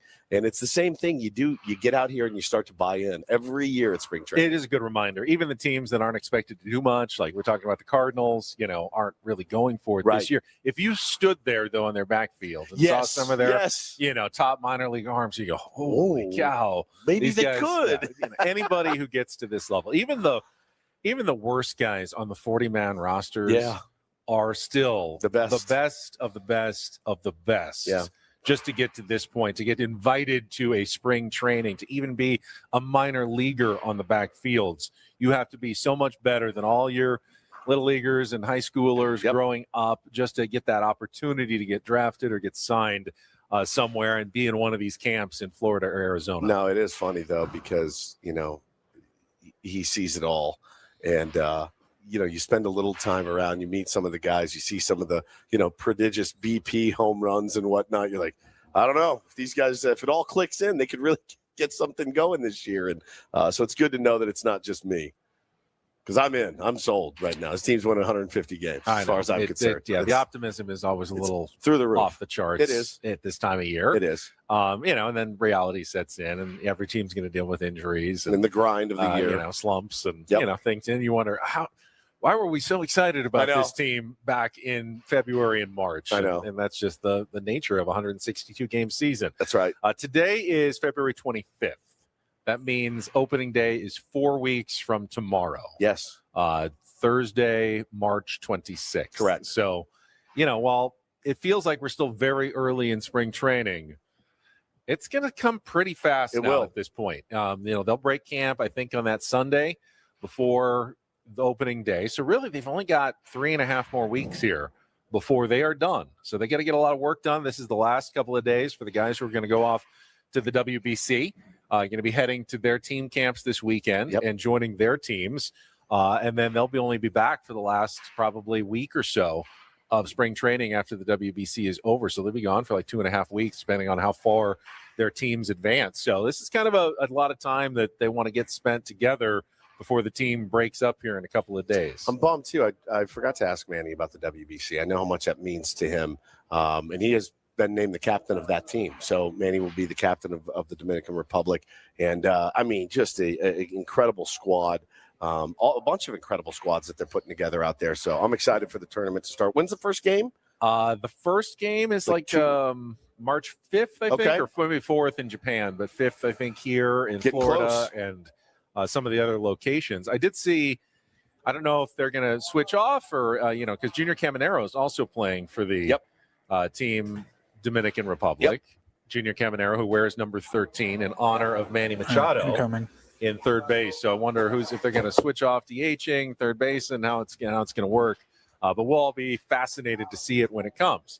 Speaking of members of the WBC team, Dominican Republic, look who is stepping up to the plate right now with Ben and Woods. It is great to see him get his headset on, and as we welcome Fernando Tatis Jr. back to 97.3 The Fan, Padres flagship, and Ben and Woods here on 97.3 The Fan. Fernando, it is great to see you again. You look quite healthy. Thank you, guys. It's been a while. Yeah. It's been a while. Paulie, am I recording here? Are these on? Yes, they are. Okay, I've got my meta glasses. The closer you get. Meta recording. Yeah, meta recording. There it is. So there we go. Locked and loaded. Locked and loaded. El Nino joins us. How are you, my friend? It's I'm been a doing while. Great. Doing beautiful. Are you still a Nino or now? No. Yeah. I need a new nickname. All right. You've come to the right place. El Nino. It was such a good nickname, and you're over it. You want something else? And I want something else. Any ideas? No. Okay, you can't really give yourself a nickname. Somebody has to do that for you. All right, we'll spitball it. To you guys and the people out there. Okay. Right. Something good, please. Somebody in the chat already. Somebody says El Jefe. All right. I mean, maybe we'll workshop it. Yeah, that's fine. We will. You don't want to decide too quickly. We were just talking about the WBC. We forgot to actually ask Manny about it. You're going to be teammates with him, though. How excited are you? Going to be going here in just a couple of days to join your team. Excitement through the roof. We have such a special group out there. I know, starting with our manager. And man, everybody's just ready to go, and everybody's excited, and we just know we're gonna do something great out there. Yeah, it's gonna be fun. I mean, some really good teams. You're going against Team USA is gonna be pretty nasty. Yeah. The Japanese team's always gonna be nasty. Yeah. For you guys, who do you look at as your biggest challenge? I think you mentioned it yourself, but especially we got to take care of our racket first. Venezuela is in there, and the Netherlands is also in there, so we gotta play baseball first, before we get to the other level. It's so fun when you get the opportunity, like we remember Ohtani versus Trout, where teammates can go up against each other, and you may get an opportunity to face Mason Miller in some big situation. Yeah. I mean, that could actually happen. That's pretty cool. Probably gonna lay out bunt. I'm definitely not Make him doing feel that. this position. I'm definitely not doing that. Have you faced him in the backfields yet? Yeah. Yeah, it's pretty firm. Yeah, it's pretty lights out. It's pretty firm. It's kind of unfair. Crony was telling us kind of how unfair it was facing those guys in the back. But how's the swing feel? How's the body feel? Everything locked in? Yeah, the swing feels really good. It's in a special place right now. The body feels great. So I'm in a really great point right now. So I'm just looking forward to the challenge right now. I think one of the things that has driven fans crazy, our show in particular too, is you spend a lot of time in the regular season diving out of the way. The book on Fernando Tatis Jr. is I'm going to buzz him inside and I'm going to go away to try to get him out. It doesn't always work, but we always feel like you spend a little too much time on your backside. Does that wear on you when the season goes on? What do you mean on the backside? Just guys throwing at you and you having to get out of it. Coming up and in a lot to you. It feels like it happens a lot. It gets old, but it's part of the game. It's part of the pitcher strategy now. To get me out of the plate. But it's baseball. Yeah. So you just got to play the game. We're at the game on Monday against the Brewers. I don't know who that kid was in the middle innings. His first pitch came right at you, and you went to the deck. He looked ill. I watched him. That's he definitely cringed and not intentional. he took two pitch clock violations. That tells you where he's at. Slider just go backs up and Arizona air. All that stuff matters. But like I said, it's part of the game, and I signed to it a long time ago, so I can't back down right now. That's exactly right. We got the great Fernando Tatis Jr. Joining us now. So for you, man, you had such a good year. I mean, you won the Platinum Glove, which is incredible. Watching you play defense is amazing. Offensively, I know that you said, you want more. You always want more, right? Yeah. What adjustments did you make in the offseason to try to, everybody loves home runs and things like that, but you're such a dynamic player. What adjustments did you make to try to, be better offensively? Yeah, just a lot of great conversations with my hitting coach back there, and I don't want to say the adjustments that I make because they make adjustments on me. That's right. Yeah. Good point. Nick Pivetta did the same thing. He said, not going to say too much now. A lot of great work out there. I started swinging the bat since November, obviously getting ready for the World Baseball Classic to be in a good point on that. But, I'm in a really healthy spot, and there's definitely more for me offensively. And, we're just going to find a way how to make it happen. When you're hitting at your best, what's it feel like? Like what pitch? Does it matter when you're locked in? It definitely doesn't matter. I can drive inside fastball, hit it dead center field. I can hit off speed. Any part of the baseball field. So just looking how I can get there and sustain it. It's going to be the biggest part. Sure. Talking to Fernando Tatis Jr. here on 97.3 The Fan. I know you get a lot of questions about the lineup construction so far. I don't read too much into it early in the spring, batting fourth, batting behind Manny. But Manny did say when he sat down last hour, he thinks you and him are at your best when you guys are at least next to each other in the order. What do you feel about batting at least right next to Manny, as opposed to leading off and him batting third or fourth? I definitely agree that, because just hitting behind each other, it doesn't matter which order. I feel like we definitely make something happen. And, just – giving those pitchers back-to-back feeling of the same guy, is just better for us in that standpoint. Just by watching the pitchers, seeing what they're doing, how they're attacking us, and in that moment, there's 2 against 1, in the same area. So let's see how our manager constructed, but I feel like we're in a good spot right now. Let's talk about your new manager for a second, man. Obviously, a guy that has done it.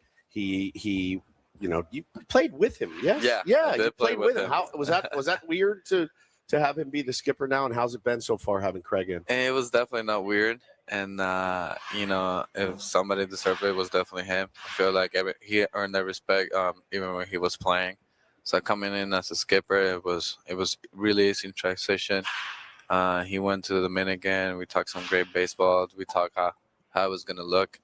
And, I'm really excited for him. I know he's going to make something special happen over here, and definitely looking forward to playing for him. Are you someone who sets, individual goals at the start of the season, or you just want to be the best you can be? Or do you say, no, I want to hit 40 home runs, or I want to steal so many bases, or have a certain OPS? I mean, how do you kind of quantify that at the beginning of a year? Right now, I'm standing with short-term ideals, especially like week to week or day to day. So I know if I'm able to handle that and control that at the end of the day, at the end of the season, my numbers are going to be there. Especially that I put my talent out there, and let it bring my A game every single day. And being able to control that mindset, I feel like that's going to be the biggest changer. And I know at the end of the season, there are going to be some crazy numbers out there. People in the chat want to know, why did you stop the stutter step at third base? Are you going to bring that back? We got to switch it up.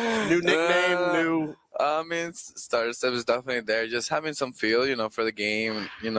We're losing 6-1. I had a solo shot. I think I should be doing starter step around third base. You know what I'm saying? It's called growth, right? Like we all grow. Everyone grows. Yeah, great. Depends how the team is looking. Some days we're not playing our best, so. A little bit, I don't want to say angry, but a little bit toughness out there, for the boys, and then kind of push of let's go. We gotta clean this up, and we gotta find a way how to make it happen. But starter step is definitely there. It's definitely a celebration, but just have some feel of the game, and how we're looking, how we're feeling, and it's gonna be there. Well, the clubhouse seems to be in a really, really good spot. I mean, we've heard it. We've been part of this scene with you guys since you came up. And I know it hasn't always been that way, but it feels like it's in a really, really good spot right now, and guys are ready to get after it. Yeah, we're definitely in a great spot. I mean, the vibes are in there through the roof. We have such a special group in there, and man, we're having fun. We're helping each other. We're getting better individually, and that means we're gonna get better as a group, as a team, and we're definitely in a great spot. And yeah, we're having fun. Good. So obviously, it's impossible for two 50-year-old radio hosts to follow in your footsteps, but we tried. We tried when we drove out here, running down the sand dunes like you did on your way out to Peoria, Arizona. Tell me about that, and how you were going a little faster, I think, than we were actually down the hill. Yeah. Yeah, I was definitely trying to recreate that Jack Sparrow scene, and man, I was definitely going faster, but. I drove a lot from San Diego over here, and I always seen those dunes. Always. And, I stopped a couple times before. I just never recorded, and this time, put a video out there. But it's always great, especially that long drive, to stretch yourself out a little bit, have a little bit of fun in dunes. And it's funny, you're just a big kid, so maybe El Nino is still appropriate. Maybe. Having fun out there and acting like a kid. Yeah, definitely. So, man, we keep you young. looking forward to another great season. Another platinum glove. Let's go out and get it this year. Everyone's rooting for you guys, and San Diego's going to show out for sure. Definitely. They Appreciate packed that place, and it's got to be fun playing in front of those crowds every night. It's so fun, so beautiful. I mean, it's best city in the world to play baseball, and every time we go out there, we're just grateful that we're playing in such a beautiful city, such a beautiful fans. So really appreciate the support, the way they come out, the way they're, especially in right field. We had some fun out there. Yeah, for sure. I'm always looking back, pointing, and having fun, throwing some balls out there, and it's part of what we have become, and just looking forward to getting more comfortable out there with the fans. Yeah. I heard your big fan Bad Bunny invited you to that Super Bowl halftime show, but you couldn't make it. You could have been standing out there with all the other celebs. They invited me to the Super Bowl. I didn't know if I was going to make it to the casita. But if Acuna was there, probably some high chance I was going to be there. Yes, yes. I was definitely going to be probably in the dance pole, just going at it. It's like the one thing they got wrong is not having him there. I think everyone knows he might have upstaged Bad Bunny. We've seen your moves. Yeah, Jessica Alba, you had Lady Gaga. Where was Fernando Tatis Jr.? Oh man, I missed the opportunity, but it was focused on something else, and just taking a chance, just sit back and just give a little bit time to myself to get ready to spring training, so World Baseball Classic. So probably next show, or who knows where, I'm probably going to be dancing some dance ball. Yeah, it is great to catch up with you again. Thank you so much for sitting down, taking a little time. Enjoy the rest of your spring training. We'll see you on opening day back in San Diego. Thank you. The great Fernando Tatis Jr. Amazing. We're going to take a quick timeout. We're going to come back. We've got lots more. Ben and Woods live from Padres spring training in Peoria. Don't go anywhere on San Diego's #1 sports station, 97.3 The Fan.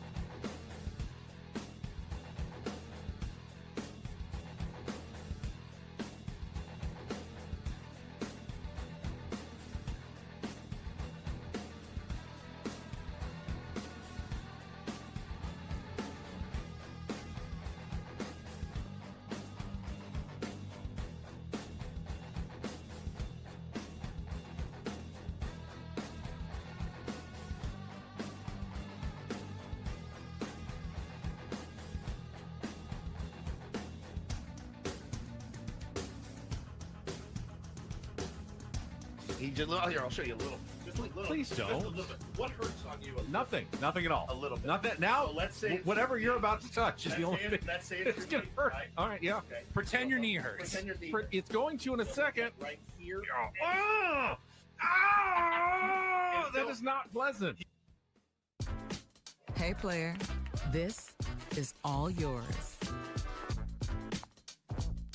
This room with this view. This speakeasy with this cocktail.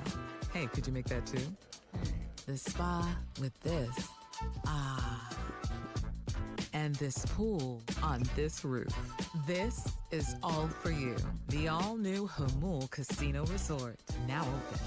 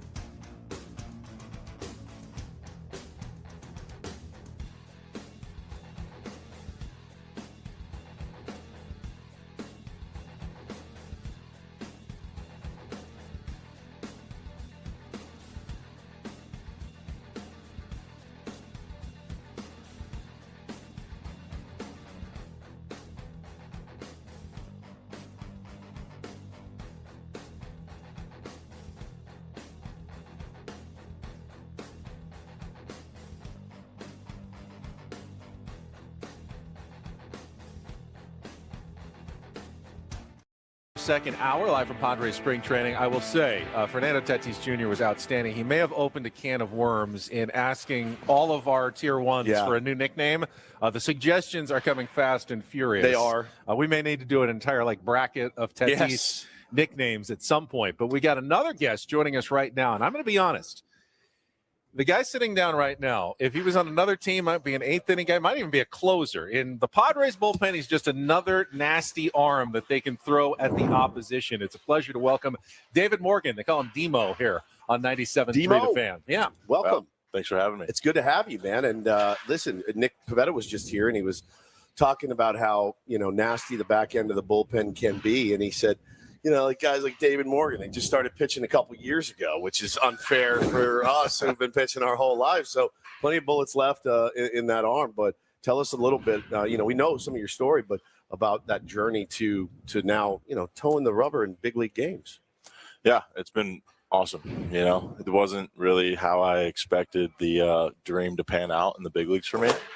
But, saw an opportunity for me to make it up to the big leagues and ultimately found my way here.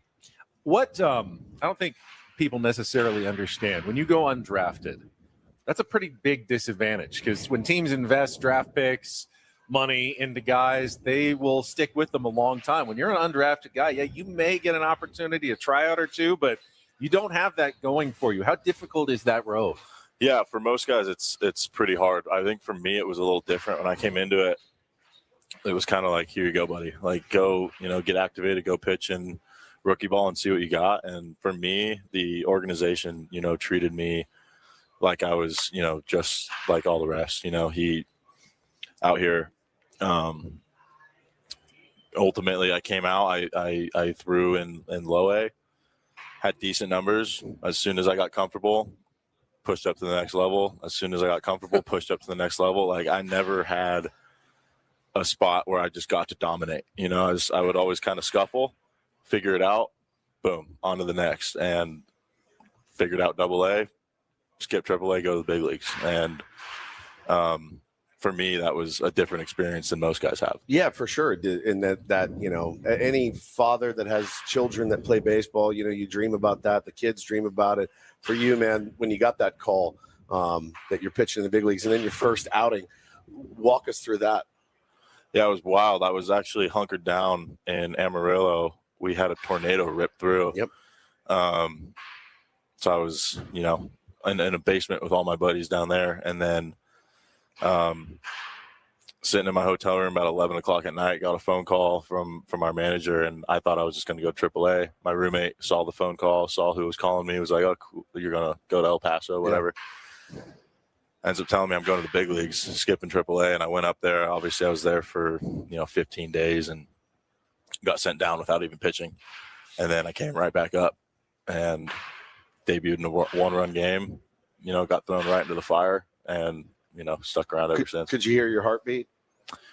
On the phone call, yeah. In the game, no. Wow. Yeah, the game I think because of the situation that I got thrown into, there was no time to think be nervous. For me. It was like, you got to go get outs, man. That's amazing. These guys worked all day to put a good game together. I got to go out there and get outs for these guys. That's incredible. Talking to Padres reliever David Morgan, and obviously Mason Miller's the closer, been named the closer, but a lot of teams you can identify, okay, here's your seventh inning guy, here's your eighth inning guy, here's your closer. With the Padres, there's so many opportunities in different arms. Has Craig Stammen, a former reliever himself, and Fritz, have they talked about how you might plan on being used, or is that something that's just going to have to be ready every day for a different situation possibly when the season starts? Yeah, they haven't really talked to me about a role. I think with the guys that we have, it's kind of hard to define what everyone's going to look like outside of Mason Miller. Obviously he throws 105. It's kind of hard to, beat that out, but all of us are there to, set him up. I think, get our starters going through 6 innings. I think, we got to lead at that point. We're going to be fine. It's pretty remarkable what they've put together down in that bullpen. And I mean, you saw it last year. It was incredible. Adrian Morejon is just as filthy as it gets. And then there's a lot of guys knocking on the door. The Bradley Rodriguez is the Miguel Mendez is the Garrett Hawkins. I mean, there's everybody down there. What a competition between you guys trying to one up each other. It's pretty incredible. Yeah. I mean, yeah, when I was in El Paso just for, the couple weeks that it was, looking at that bullpen, it was like all these dudes can go up and pitch in the big leagues, So you make it up there, you kind of see what those guys are capable of, and then you see what we have, down in El Paso. And there was talk in the offseason. It was, should we convert Mason Miller to be a starter? Is he interested? Is that something that you've ever thought about, doing? Hey, if you need me, I'm down to do it. Or are you happy sitting down in the bullpen throw when they need you? Yeah, I mean, for me, the position I'm in, I'm here to do whatever's asked of me. If Ruben comes to me and says, "Hey, dude, you're the fifth starter," then I'm the fifth starter. So right now I'm just happy to be in the bullpen, happy to have a job and do what I do in San Diego. But if the time comes to be a starting pitcher, I'm open to it. You're not at the making suggestions level. No. It's a little above my pay grade. Making demands.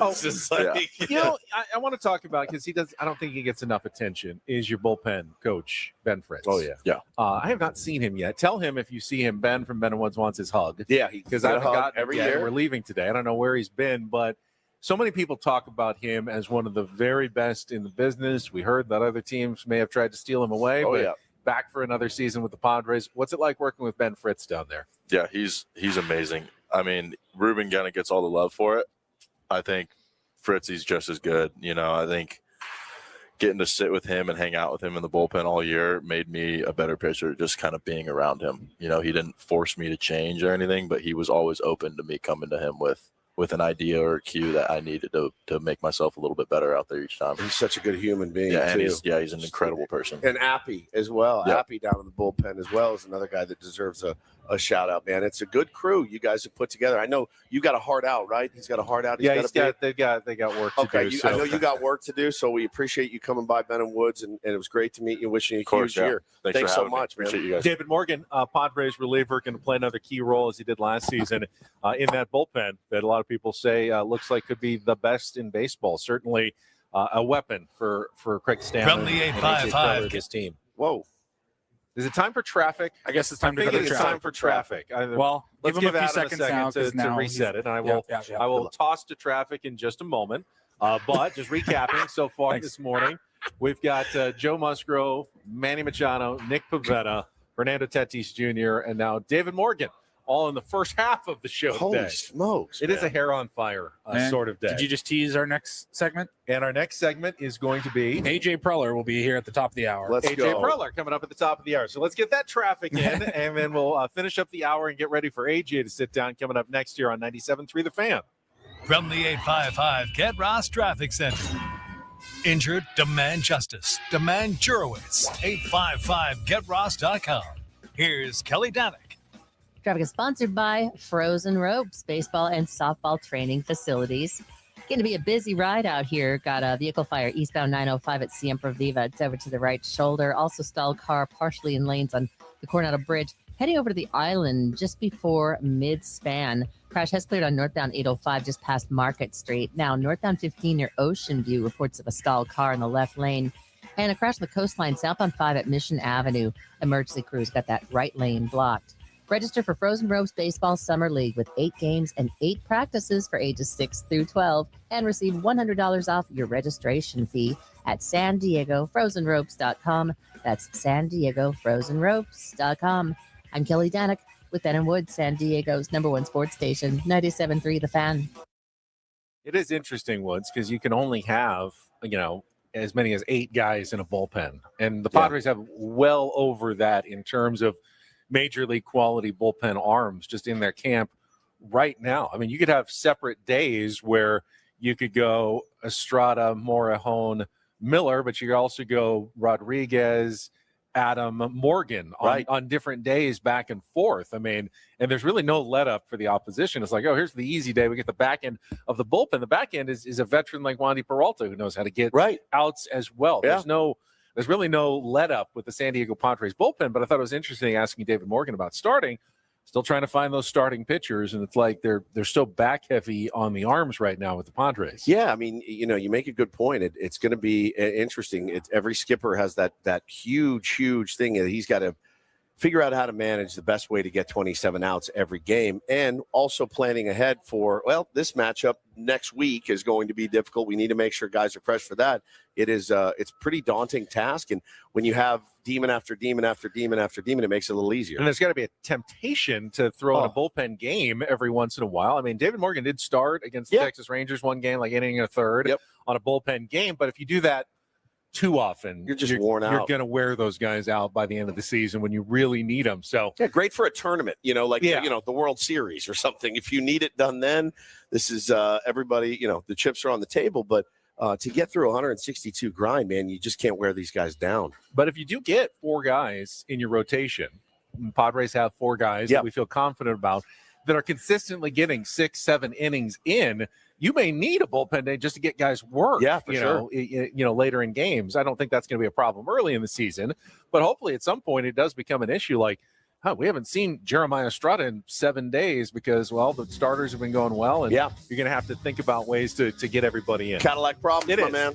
All right, we'll come back. We've got 2 hours to go, and we will kick things off the second half of the program with the president of baseball operations. I don't believe he's spoken since his contract extension. Okay. We talked right before it, and then we'll see how he's feeling now coming back for another spring training. AJ Preller will join us coming up next on San Diego's #1 sports station, 97.3 The Fan.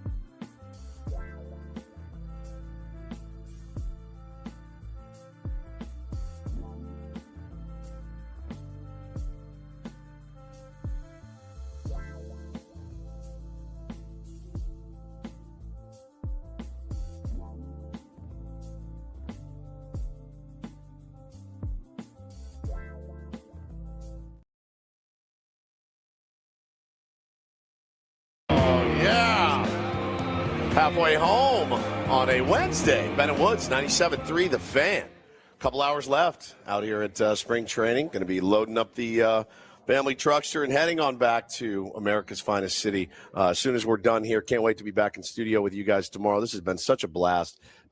Overwhelming, actually. I need to take a breath after those 2 hours. It's overwhelming, man, and always a fun part to kind of drive home and recap what the hell just happened over the last 3 days. It was just incredible. So thank you guys for being here. The tier ones obviously couldn't do any of this without you. You know, we'd be broadcasting to no one. So thanks so much. The chat is jammed. Everyone has got Padres fever right now. I love it. I'm Woodsy. Paul Reindel's the executive producer of the program, and Ben Higgins, your friendly neighborhood sports anchor, joins us as well. I'd like to say we're doing it all for the tier ones, but we would still be doing it even if you weren't listening because we're enjoying ourselves being out here. I'm glad that you're enjoying it along with us, but how cool is it to get to talk to Fernando? That's nuts. To get to talk to Manny, to get to talk to Joe. Nick Pivetta was great, and it was great to get to know David Morgan a little bit more just a couple of minutes ago as well. Yeah, man. I'm 50 years old, and I just feel like a little kid again when I'm out here watching these guys play baseball for a living. And they just, like somebody said in the chat, man, they're all saying the right things for sure. And everyone seems really motivated. I'd love for it to break our way once. And that's it. That's what it comes down to, man. And it's staying healthy. It's executing. It's winning on the margins. It's all those things. And you just never know when your number's going to be called, and you got to be ready for it if it is. So, man, you can tell how bad these guys want it. So you hope it does break their way. This hour on 97.3 The Fan is brought to you by GL Pools, the company trusted by thousands of San Diegans to keep their pools sparkling, swim ready, and expertly maintained. Call GL Pools now and say radio for a free month of service. And as we wait for AJ Preller to stop by, we checked out of our vacation rental for 3 days. We didn't actually use the pool. No, we didn't. But we left it in, I think, a good enough state that we're not going to get charged a cleaning fee, hopefully. Paulie, do you have the list of what we had to do this morning? Let me pull that up. Our chores. Yeah, it's getting out of especially control. When we're getting up at 4:30 a.m. I mean, they don't know that. They don't know that still. But it's just, it just gets out of control. It seems to get worse every Airbnb. Right. You're not on camera. You're fine. Don't worry. There you go. We're helping out. I think our friends at MLB Network need some power. You got it. Yes. Help yourselves. We got power strips on this side, too, if you guys need it. Let's see. Checkout instructions. Okay, here we go. Check out before 10 o'clock a.m. Not a problem there. Prior to your departure, please tidy up the home by doing the following. Okay. Remove all perishable items. Take out the trash to the trash cans that we had to take out to the side of the street. That required a lock and an unlock to key to get like to a the side master of the lock. house. Yeah. Yep. Take out the trash, load and start the dishwasher, strip linens from all used beds. Now, was my bed used or not? Ooh, you slept on top. Because I slept on top the whole time. The pillows for sure. I used those, but I did. I stripped the bed because I know I would want it stripped for me if I was going to be next, but I never actually got into the bed. I stayed on top of it the entire time. And that's not it though, Paulie. Go ahead. Yeah, keep going. Sorry. We're just getting warmed up. Place all used linens in kitchen/garage door. Okay. I believe that meant the laundry room I door. hope so. Turn off all lights, electronics, and appliances. Close and lock all windows and doors. Additional fees will be imposed if the home is found in an unsatisfactory condition. So please return it to the condition in which you found it. We did do that, and all that is, it's fine. But there's a cleaning fee that all these pretty hefty one. Airbnbs right. It's probably my guess is probably $250, $300. I think it's like $300. I think it's on the receipt. It's $300, and in my mind, the $300 goes to stripping the linens, loading and unloading the dishwasher, taking out the garbage, tidying up. That's in the definition of the cleaning fee, in my opinion. Then again, I'm not paying for it, so obviously, if you go to a hotel, they're baking that into the cost of the room as opposed to charging you a cleaning fee. So are Airbnbs. But yeah, I do think that's a little disingenuous. If charge what you're going to charge up front. Don't tack on the hidden fee on the back end for something that everyone is going to expect to get done every single time anyway. A hotel room costs, $250 a night times 3. Yeah. But a hotel or a Airbnb is still $250 a night, $300 a night or whatever. So like we're still paying. It's not if it was like $25 a night, but you got to clean up after yourselves. Fine deal. That would make more sense. I hope they like that new bookshelf that I built for them by hand. I carved and whittled a new bookshelf, and I left that there. They said, Paulie did a drywall patch for them. It was great. If you go into the drawer on the left, our tax returns are there. Yes, if you could file those for us, that would really appreciate it. Like, it was ridiculous. It was pretty nuts, actually, and it's getting worse with the Airbnb Verbo community, because that was and it's 4:00 in the morning. You know, we're dragging our sheets off the bed, like throwing them into the laundry room. But hey, it is what it is. But if we stay at a hotel, we don't have a pool table in our that's true in our house, That's which true. I used to take 2 straight games from Paulie last night after you had gone to bed. Yeah, I had fun. It was close. They were both close, but I was able to pull it out in a couple of games of 8-ball. Old Encinitas Fats over here, dude. Can you not see Ben as like a sneaky pool shark? Of course, dude. He's got that math brain too, where he's like, if I hit this angle, and I saw him like sinking shots and stuff. I'm like, he's a shark. The only problem is Paulie and I can't do the opening break. We just dribble it into the triangle and nothing moves. I had a surprisingly good hit. It just didn't. Nope, not a single ball. Nothing goes anywhere. Woods did it. It was pretty good. The ball's actually scattered around, but we do it and they just sit there like that was nothing. You want to try that again? We just don't know how to do it. I'm a decent breaker. I don't have much after that though. I did play a lot of pool when I was young. We used to go to pool halls. Our senior year of high school. Had to put your quarters on the table. Quarters on the table. The next game. Well, there was a place in Dallas called the Royal Rack, and I'm not joking when I say this. It was a Jamaican pool hall, but they would let us drink at 18. So we would go play pool. And we did that all the time because it was a literal bar where we could walk in at 18 years old and drink beer and play pool. So we went there quite a bit, as you can imagine. I got okay after a while, and then I just stopped playing. But you participated in underage drinking? I sure did, man. Wow. I sure did. More times than I think you know a guy, Ben. Woods and Joe Musgrove, juvenile delinquents. Yes, apparently. No question. But man, it's been a great trip. It's been a lot of fun. We did our live stream last night. Yeah. I told the story. I didn't tell it on the air yet. I was able to get my second Cola guard done. Okay. You really want to do that on our trip? PSA time. Well, you did tease it last week. AJ Preller is literally walking. I don't know that you want to be telling. Do you want? Is this the time you want to start that story? No, I didn't know he was literally walking up. Now he's stopped. He stopped. He's visiting. He's talking with someone. All right, I'll go quickly. Okay. Because remember, it's a PSA. We both had our difficulties last time. It's a PSA for men to get their colons checked. So now that I knew the process, it went much more smoothly. I thought, let's get it done before we go out here. So it was Saturday afternoon. Went through the whole procedure, followed the instructions, boxed it all up, took the label off so I don't send it back to myself like you did, and then looked at the final instruction. How was the? It was all. I think it was all appropriately sized and everything. Oh my god! Did not have. Hopefully, we'll not have that issue again. I was able to pour all the liquid on top the way I'm supposed to. Yep. And this is important for your health, especially if you're getting to our age, around your 50s. One problem.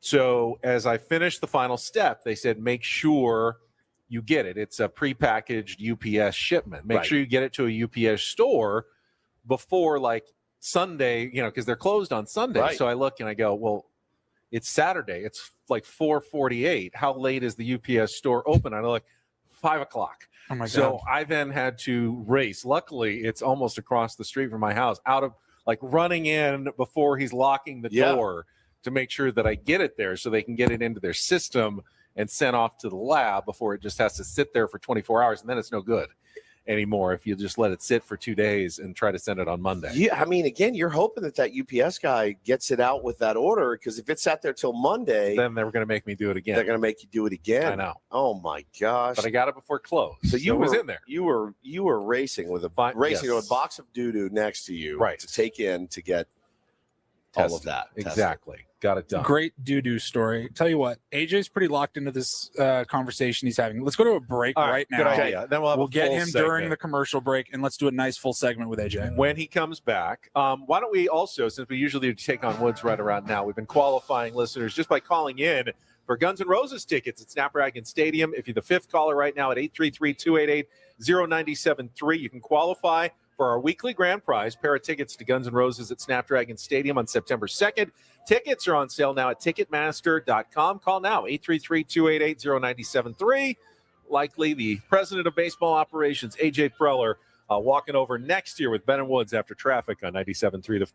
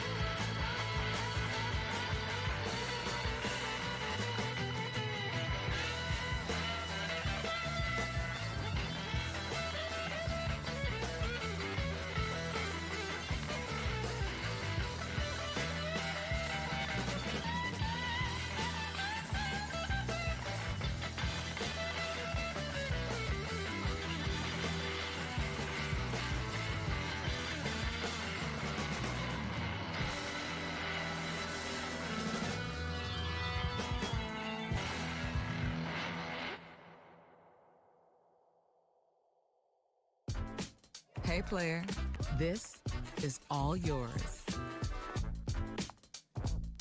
This room with this view. This speakeasy with this cocktail. Hey, could you make that too? The spa with this. Ah. And this pool on this roof. This is all for you.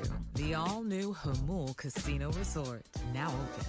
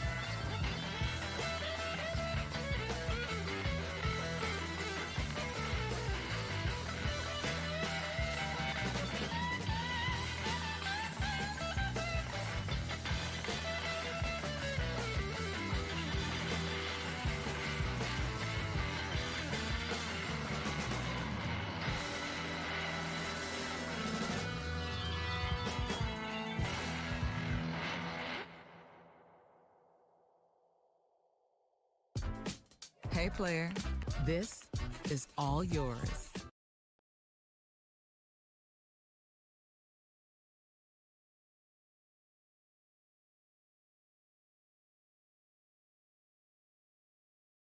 Far away. Yes. And he is yet to walk over here, so we're still waiting for the president of baseball operations when he joins us.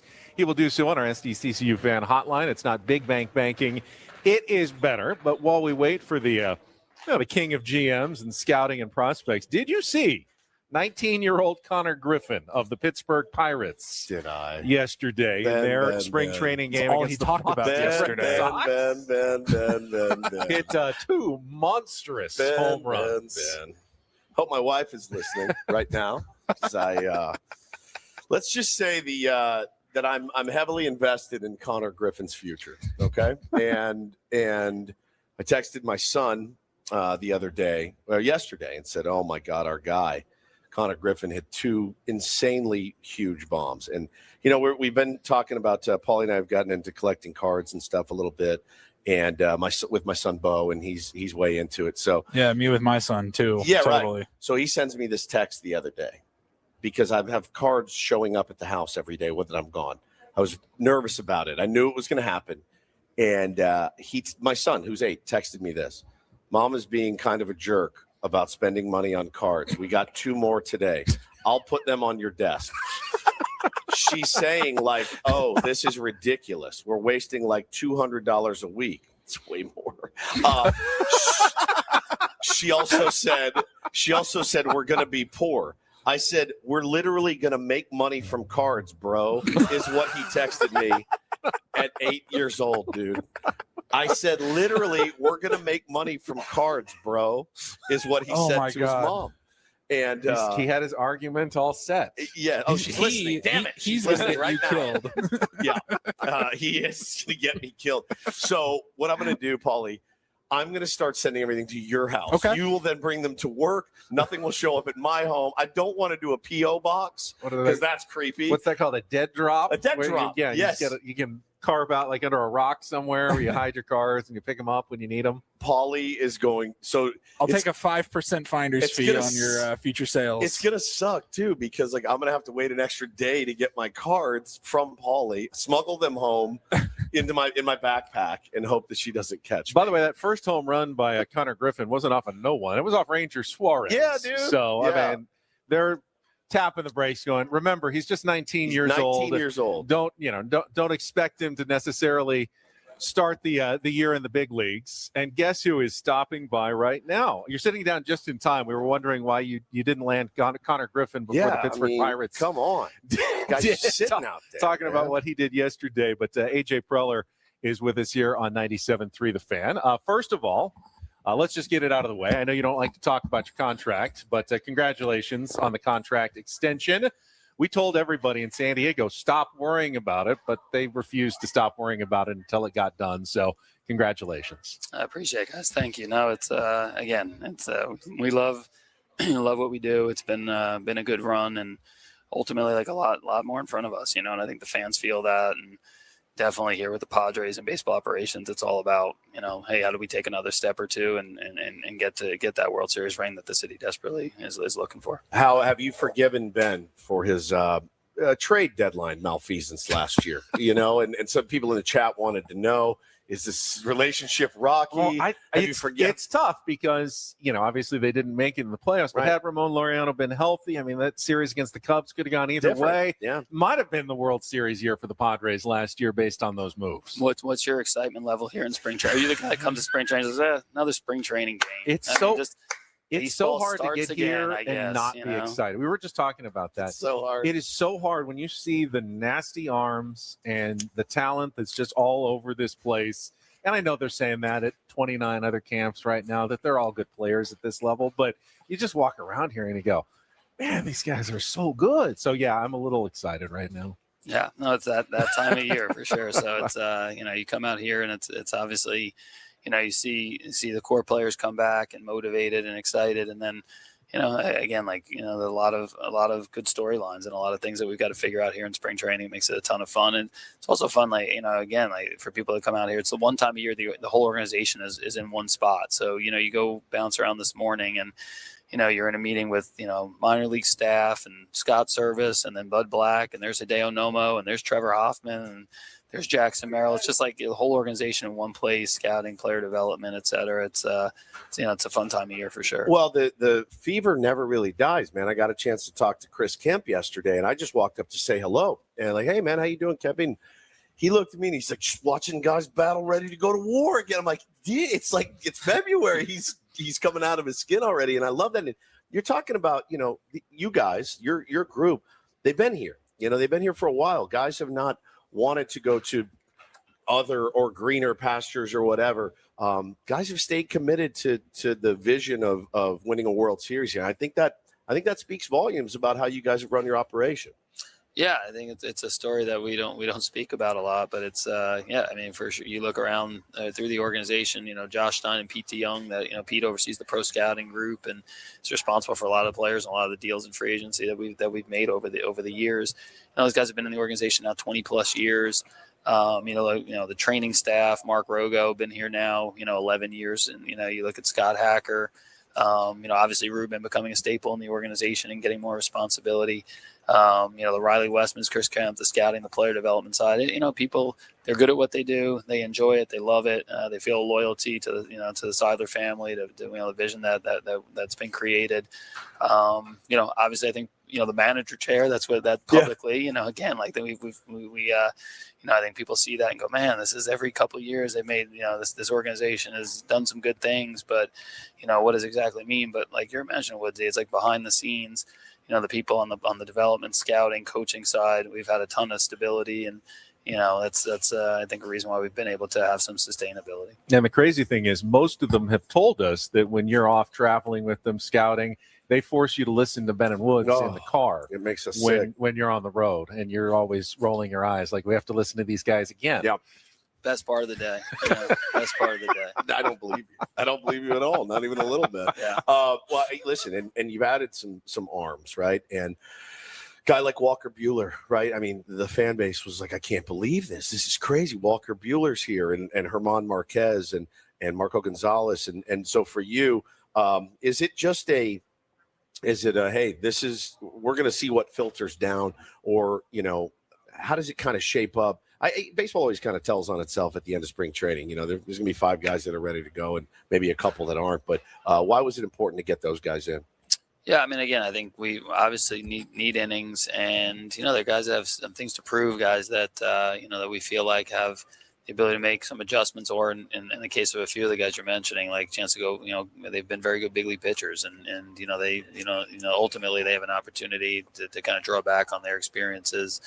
And go compete for spots. So I think for us it was, the ability to have some numbers that we like, not block some of the guys that have been here as well, and give those guys the opportunity to compete. From a financial standpoint, it hasn't been like big dollar, big commitments. It's been more go prove it, and we've had some success with that over the years in terms of on the position side the last year is a Profar or Gavin Sheets. When you've got guys that are hungry and they're talented. They come to a good environment. Hopefully that's a formula for some success, and that's kind of what we've done here the last couple of weeks. And yeah, I think we feel confident it's going to help our ball club for sure. From your perspective, I know Craig talks about the competition in camp, especially for starting pitching.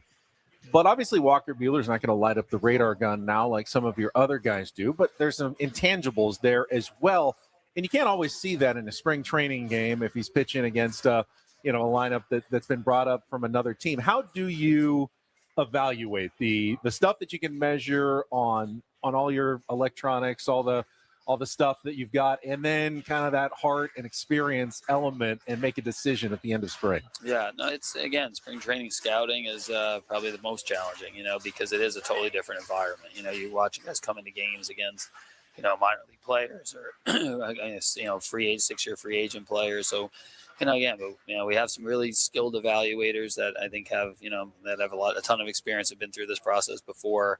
You're not just looking at the results, obviously. You have a coaching staff that we lean on that's around the players every single day, getting a feel for how they go about their business, the way they compete, the way they talk, the way they're around their teammates.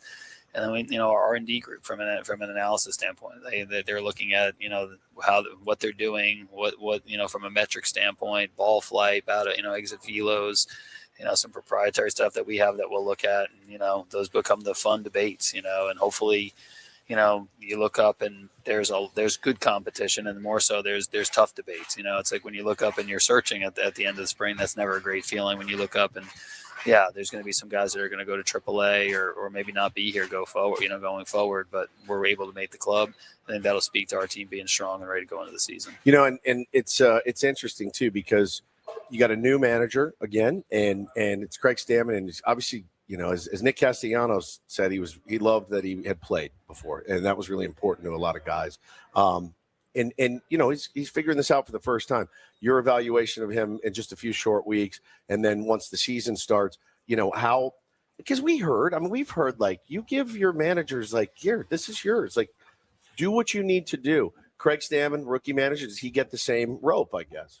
Yeah, I think the thing with Craig again is he's super genuine, and he's not going to try to be something that if he doesn't know something, he's just going to say it. If he wants, then that's the environment we're seeing from like the whole staff and the organization is people that are able to speak their mind, and he's given that freedom to the group. But ultimately, he's got to make a lot of decisions. He's the manager, so. It's not a democracy, ultimately, like, the way we work throughout the whole organization, you throw topics on the table, you have your group of people that you lean on in different areas, that's their expertise. Josh and myself, we don't want a situation where the manager is looking over his shoulder. That's not healthy for anybody. When he manages that game, it's got to be his calls, his decisions. It's not running a script, or anything like that. No, we want to be as prepared as we can going into the game. And from Craig's standpoint, he's looking for feedback. He's looking for people that have experiences that can help him. But we saw it as a player. He's going to be a guy that his demeanor is great, and he knows like the struggles players have, and what staff challenges are out there. But he's a guy that, like, when it's time to make decisions, he's going to make tough calls. And if if he makes some mistakes at different points in time, we all do, and you could be the most experienced manager and it doesn't go the right way. Sure. But his process is going to be really good, and he's going to continue to look for feedback. He's going to use the expertise of the people in the room, and then he's going to make calls, and that's his job. And I think he's going to make a lot of right calls as we go. AJ Woods mentioned Nick Castellanos. You went through some of the reasons for bringing him in, but now that he's been here for a little over a week and seen him in spring training games, what are your kind of feelings now about how he's fitting in, first base, and what kind of role he can play with the Padres this year? Yeah, no, it's the evaluation process that you mentioned earlier. So, I think so far, we've seen really good at bats. They turned on, I think it was Danny Palencia, 98-mile-an-hour fastball up yesterday, and got to that, and hit a line shot in the left field, and then he had the really good at batting. The next 11 time pitch up, at bat, real nice. The battle at bat, and then ends up hitting, what looked like it was going to be a home run, and goes off the top of the wall. And the first base defense, he made, I think fans saw that the diving play made to the right, but just daily, he's looking comfortable there. So it's been again, it's a good start. But, it's spring training. So I think we're going to be very honest with Nick in terms of we'll start seeing better players in these games, better players play deeper in the games, better pitching.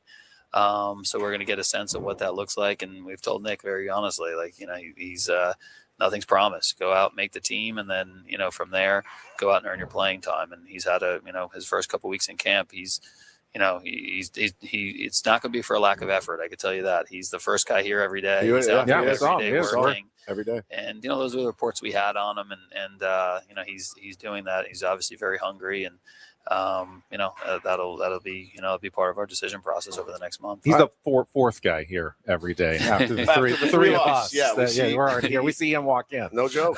Every day, first guy in here, man. It does seem like guys are driven and motivated for you. As the GM, the president of baseball operations, I know it stings when that last out comes at the end of the year, and we didn't win the World Series for you. I know how motivated you are. You feel your players share that same motivation this year. Yeah, I mean, I think we've got a group that's come in, and nobody was, I think last year nobody was pleased. Obviously, it's changed in San Diego, and it's probably one of the things we're most proud of is you look up and you have a 90-win season, you get bounced in the first round of playoffs, and it is the sky's falling, and it's disaster. Yeah. I think for us, it's we're realistic. It was a very good year last year, good year, whatever you want to call it, but our goal is to go play in the World Series, and I think top to bottom in our organization, our people understand that. Very motivated by the fact that we want to host home playoff games at Petco and have our fans come out and see the excitement we've seen at different times over the last 5 or 6 years. So we've got a hungry group. It's kind of like that good to great theme, and how do we take another step? I feel it in the building, but that's ultimately, I think how badly and how much do we want to get there? How much do we want to get together as a group? What does that look like?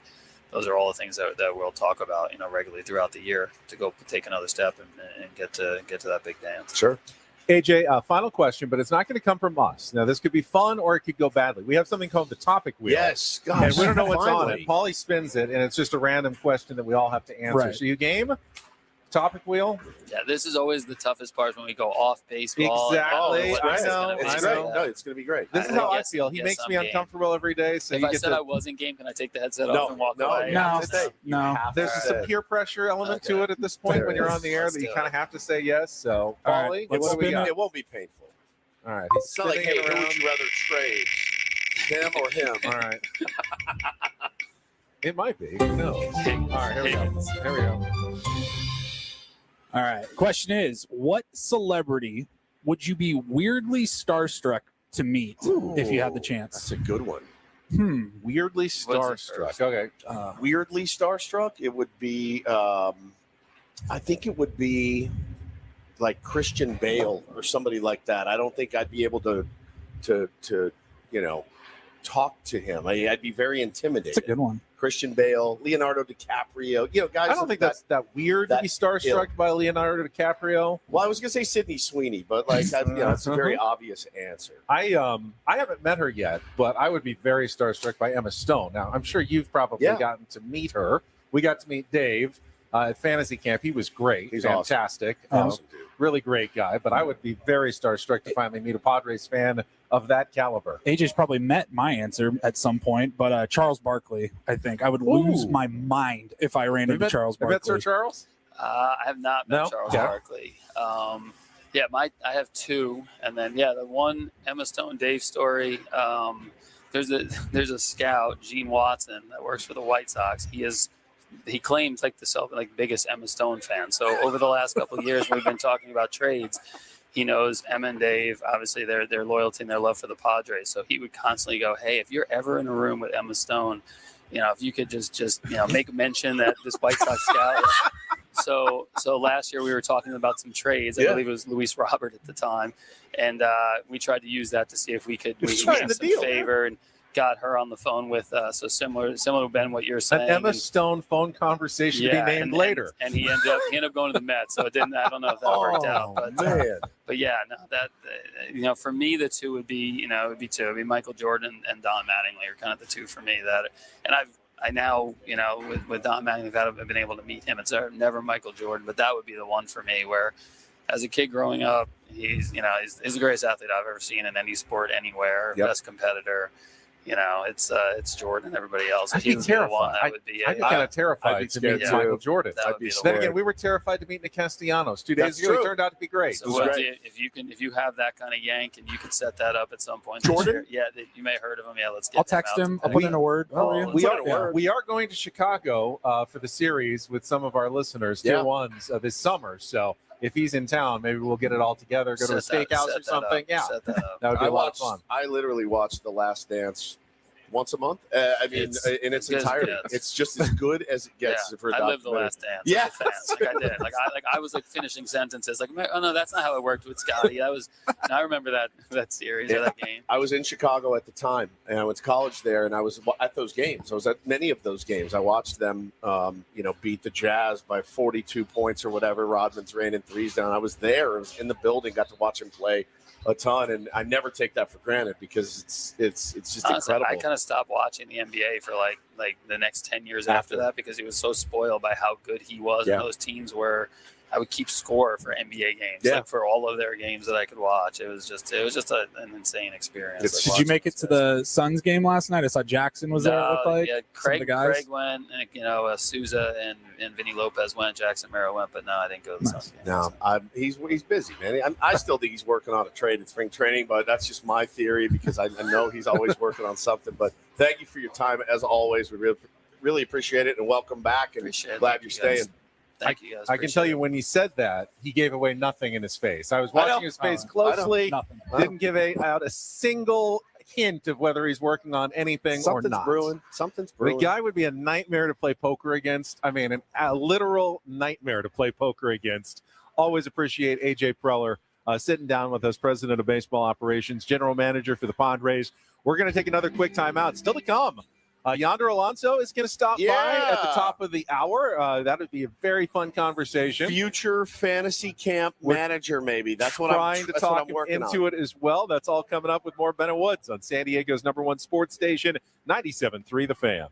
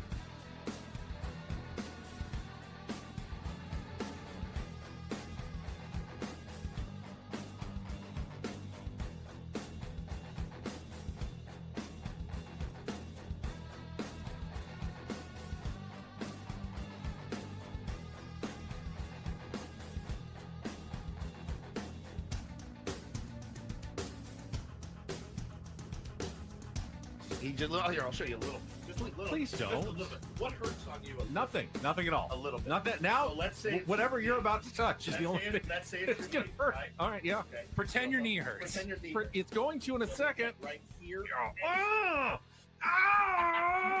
that is not pleasant. Hey, player, this is all yours.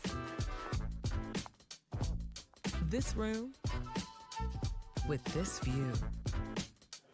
This speakeasy with this cocktail. Hey, could you make that too? The spa with this. Ah. And this pool on this roof. This is all for you. The all-new Hamul Casino Resort, now open.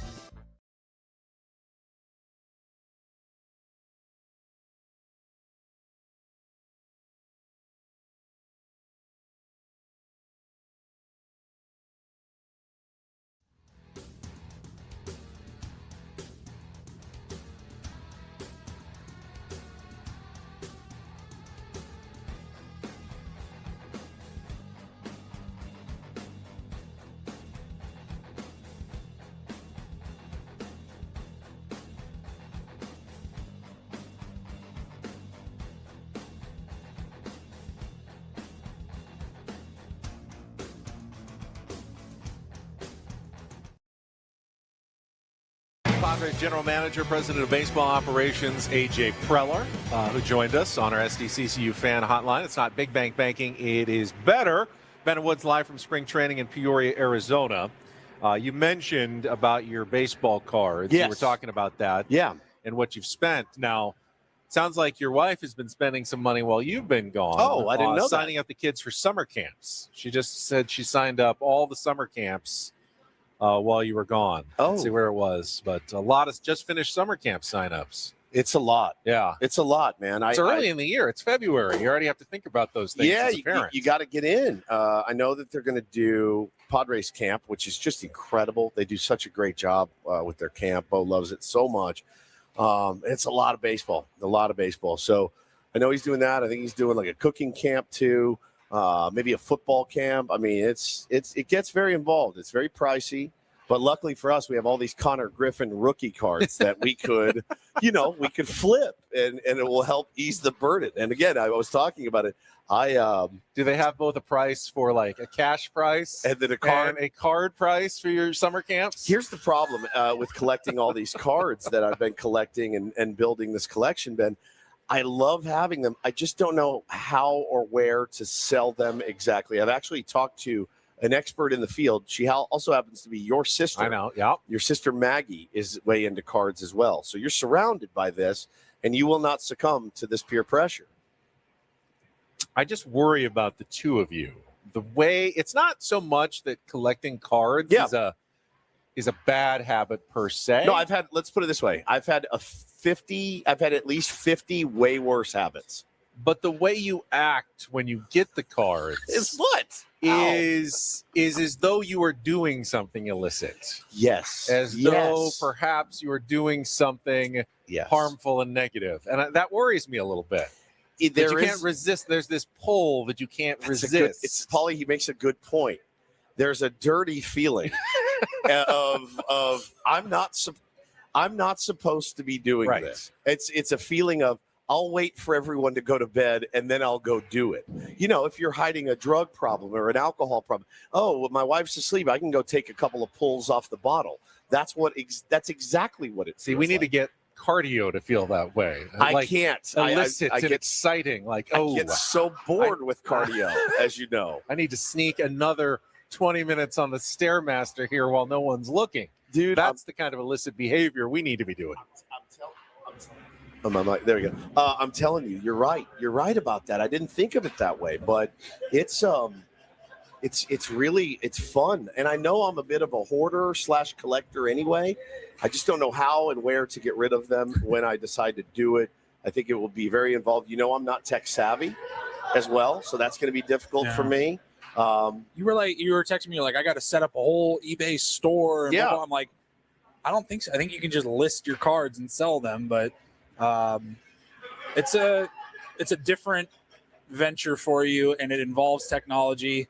It's I tough. understand. It's a lot to take in. Well, and how do I price them? You know, what do I set the right price? Do I get rooked and sell everything too low? But I've done a decent amount of prospecting on some young players that I'm high on. Connor Griffin is there, and I've got a few of his rookie cards already graded out at 10s. So I'm feeling good about my decision so far. We've got to check traffic. Craig Stammen's getting ready for his scrum. Okay. I don't know what is a scrum? Horrifying medical news he may drop today, like 24 Good hours Lord. ago, but we can revisit that after a check of traffic here on 97.3 The Fan.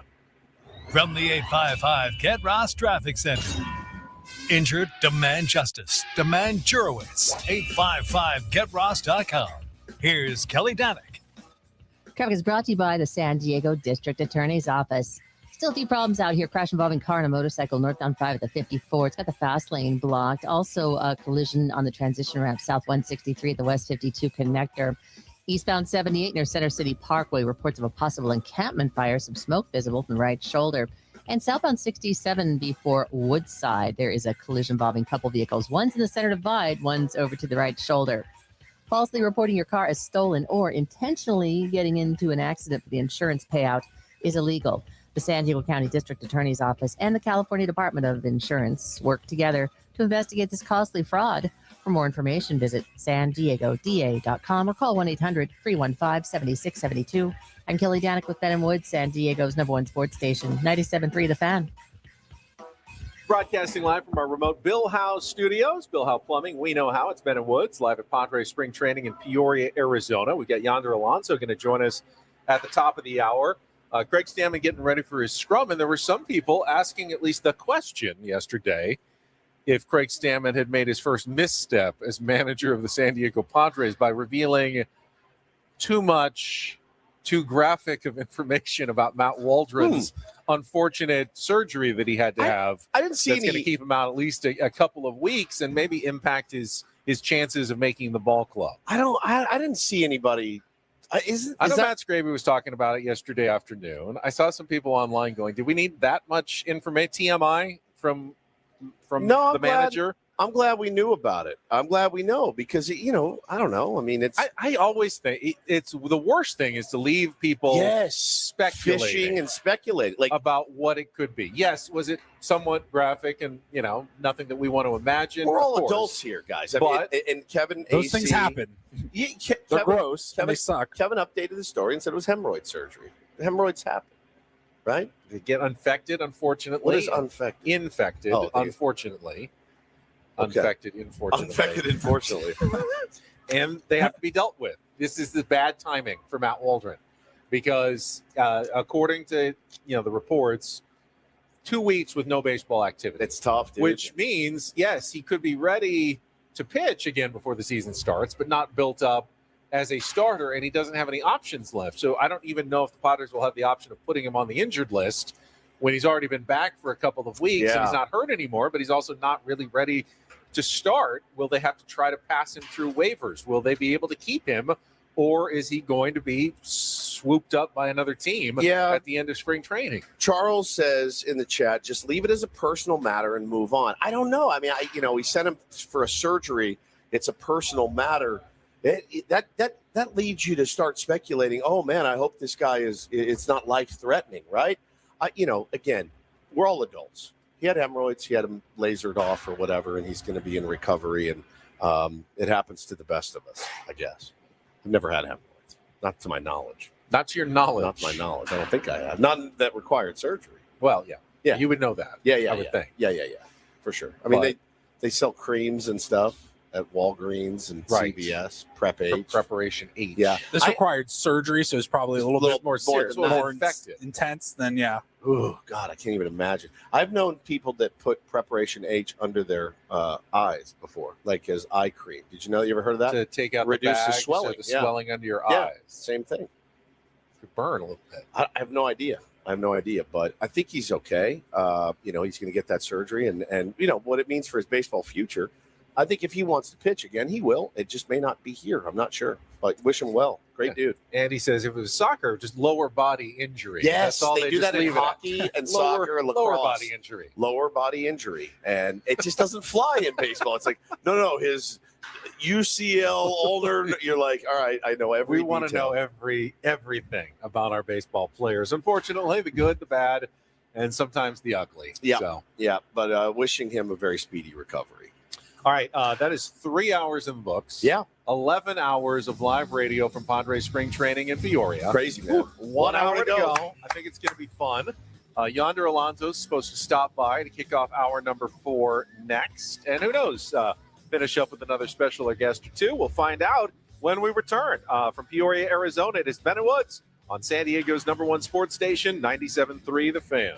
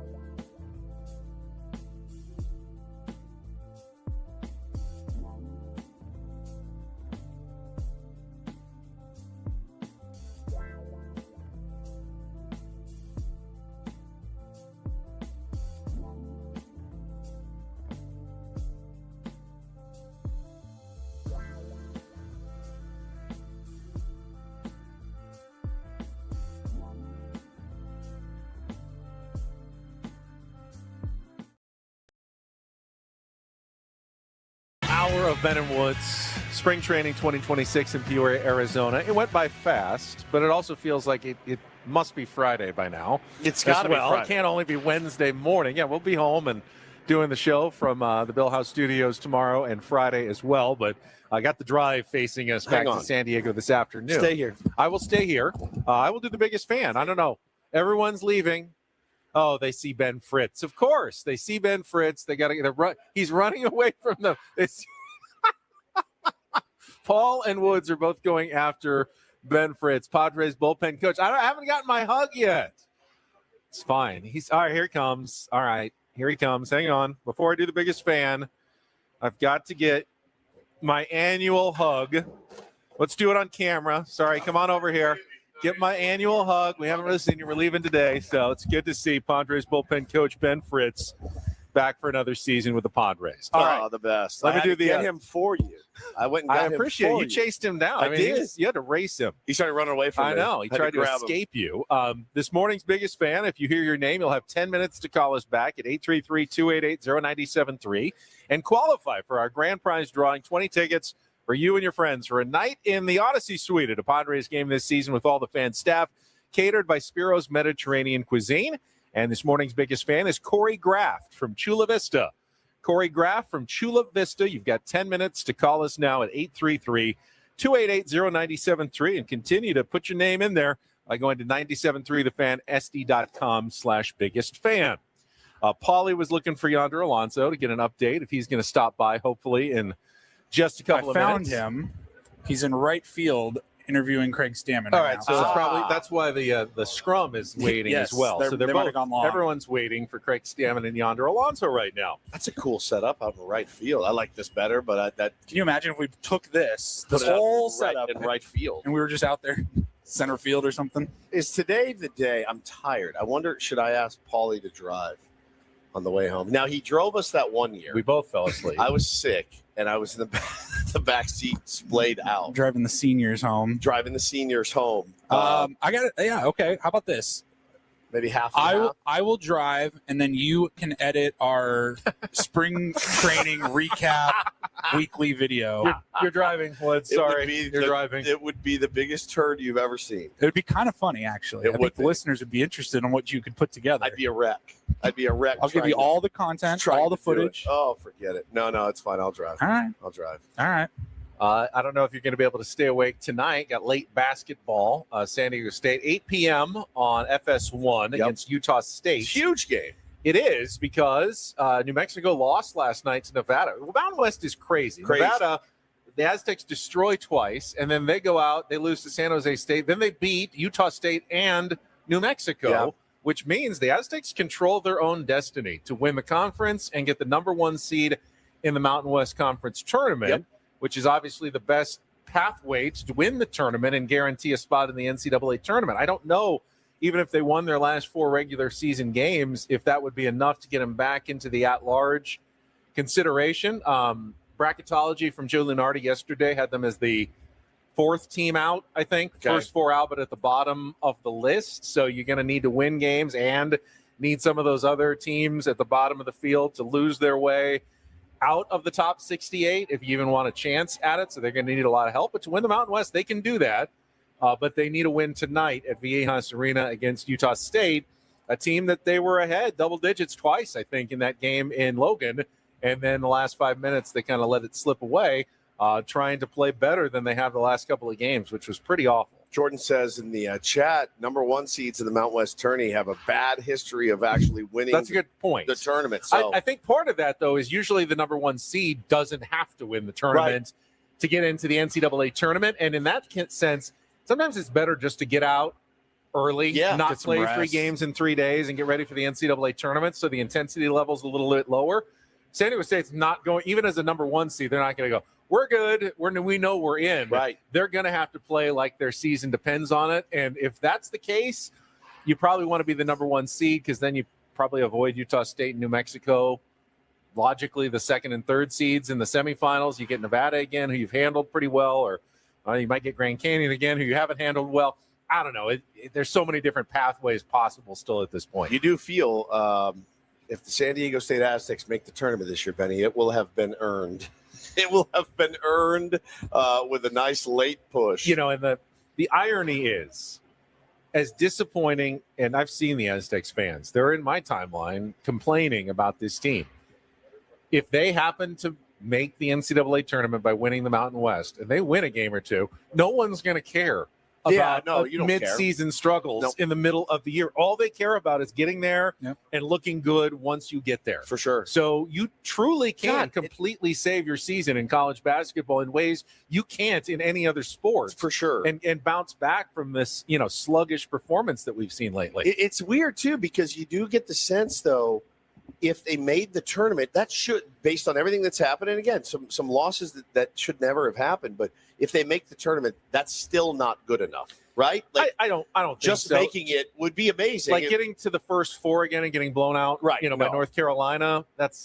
That was disappointing. Can't hang your hat on if they do that again or miss the tournament, like you look back at last year and this year and go, those are two not great seasons, like at all. Those were forgettable seasons for sure. Like the bar's just been set higher at San Diego State. Yeah.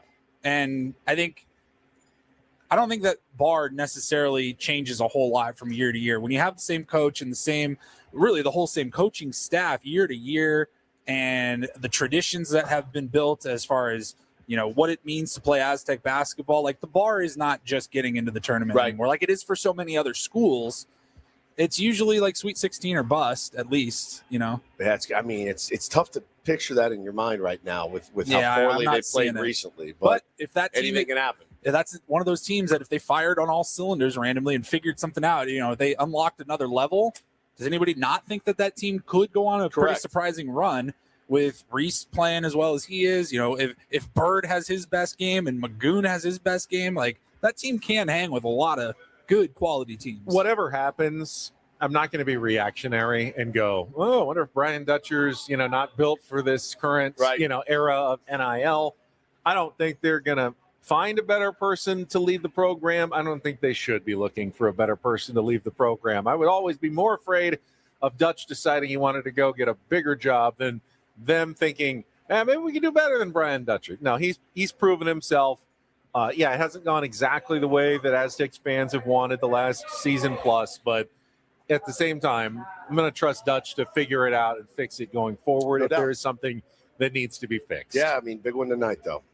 Handle that. Just play well. It looked like Aztecs basketball in front of the home fans against a team that, punked you on the road. It looked like Aztecs basketball tonight. Yeah, get in, see what happens. As we say about baseball every single year, man. Get into the dance, see what happens, and see if it bounces your way one time. So I think about, I've watched a lot of Aztec basketball this year. And I while there's been, in my opinion, Benny, sometimes a bit of disinterest at times, right? I do feel that they've gotten extremely unlucky. I do. I was talking to Paulie about on the drive out. I go, Paulie, can you defend three-point shooting better if you're the Aztecs? Paulie's like, no. These balls are just going in right now for these teams that are 10% three-point shooters. They play the Aztecs and they're 50%, and it just doesn't make sense. So if that luck changes, if that ball starts to rim out next time, maybe it's a little bit different outcome. But I do feel they've gotten extremely unlucky while not taking all of the blame off of how they've played. I remember that game, like that you were asking me about it. I'm like, look, you can see sometimes when guys are lazy closing out on shots and stuff like that. They're not getting to their spots in time or whatever. You can see that on the court. And you're like, I'm not seeing any of that. None of they're that. Playing good defense. These prayers are going in sometimes. These teams that don't shoot particularly well all season long, for whatever reason, they don't miss against the Aztecs. Yep. Meanwhile, we talked about the drive home. I will likely be streaming Jesse and Tony, who are standing over there, calling today's game against the Angels. In particular, first couple of innings with Michael King on the mound. Well, not that it matters, how he does in his first game, but he's someone that we're going to be keeping a close eye on. We had him on this week. He says he's feeling good. Everything that, he wanted to be feeling into this season that was not feeling good last year. No nerve issue returning, no knee issue returning. We want to see the Michael King that we saw in 2024 and the start of 2025 start to reemerge as he goes up against, real competition in spring training. Peep this lineup, by the way. Okay. Pretty dirty, man. Xander playing short, leading off. Manny in the 2 playing third. Merrill in center in the 3-hole. Fernando Tatis Jr. back in the cleanup spot. Oh, they're separated in right by 2 field. spots. They are separated. Gavin Sheets playing first base. Cronenworth playing second base. Laureano in left. Camposano behind the dish. Ty France is your DH today with Michael King on the bump. You look at that and you go, I see it. I can see some firepower from that lineup. If they're all doing what they're capable of doing, man, that's a deep lineup. And that's without Castellanos, who played yesterday on the road and had a really good game, and Duhar. So you've got some depth there. You've got some options there in the lineup. Yep. Clearly, they're going to need those guys at the top to produce if they're going to have a good season. Yep. But there's no reason to think that they won't. At least most of them won't have their typical all-star type seasons because that's what they usually do. Xander, to me, is always the big wild card. Yeah, he's a huge wild card. We've seen stretches where Xander has played really, really good baseball. 300 hitter, tons of doubles great base runner, played some of his best defense last year. You get that Xander for the majority of the season, he's easily worth the $25 million they're paying him. Then we also see stretches where he's hitting like 220 with a 280 on base percentage and, not getting any power. And you're going like, oh, what's going on here? Now, every guy goes through ups and downs during the season, but there's still a very good version of Xander in there that can be really, I think, the wild card kind of for the Padres during the season. Yeah, no question. Skipper's here. He just pulled up. He's going to be doing his scrum. Should we do the old, let's go to break Let's again? do the old, let's go to break, and then we can figure out, maybe Yonder will be following Probably him walking over here. Momentarily. Yonder Alonso from MLB Network, former Padre, set to join us hopefully in just a couple of minutes. Let's check traffic. Quick timeout. More Ben and Woods from Padres Spring Training on the way on San Diego's #1 sports station, 97.3 The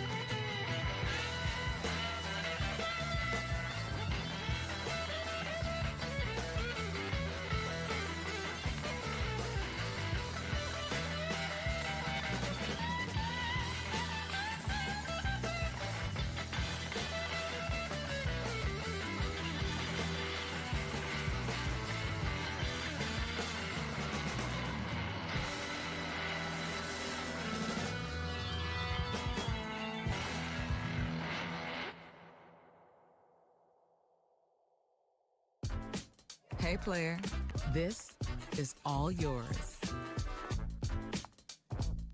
This room with this view. This speakeasy with this cocktail. Hey, could you make that too? The spa with this. Ah.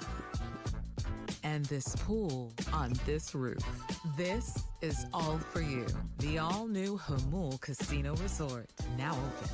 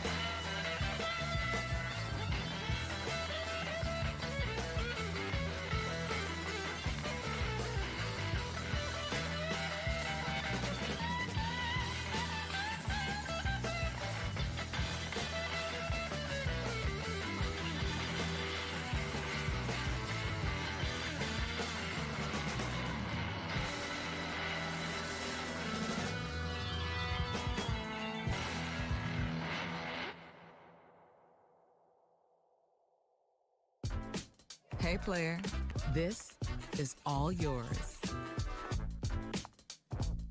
This room with this view. This speakeasy with this cocktail. Hey, could you make that too? The spa with this. Ah. And this pool on this roof. This is all for you. The all-new Hamul Casino Resort, now open.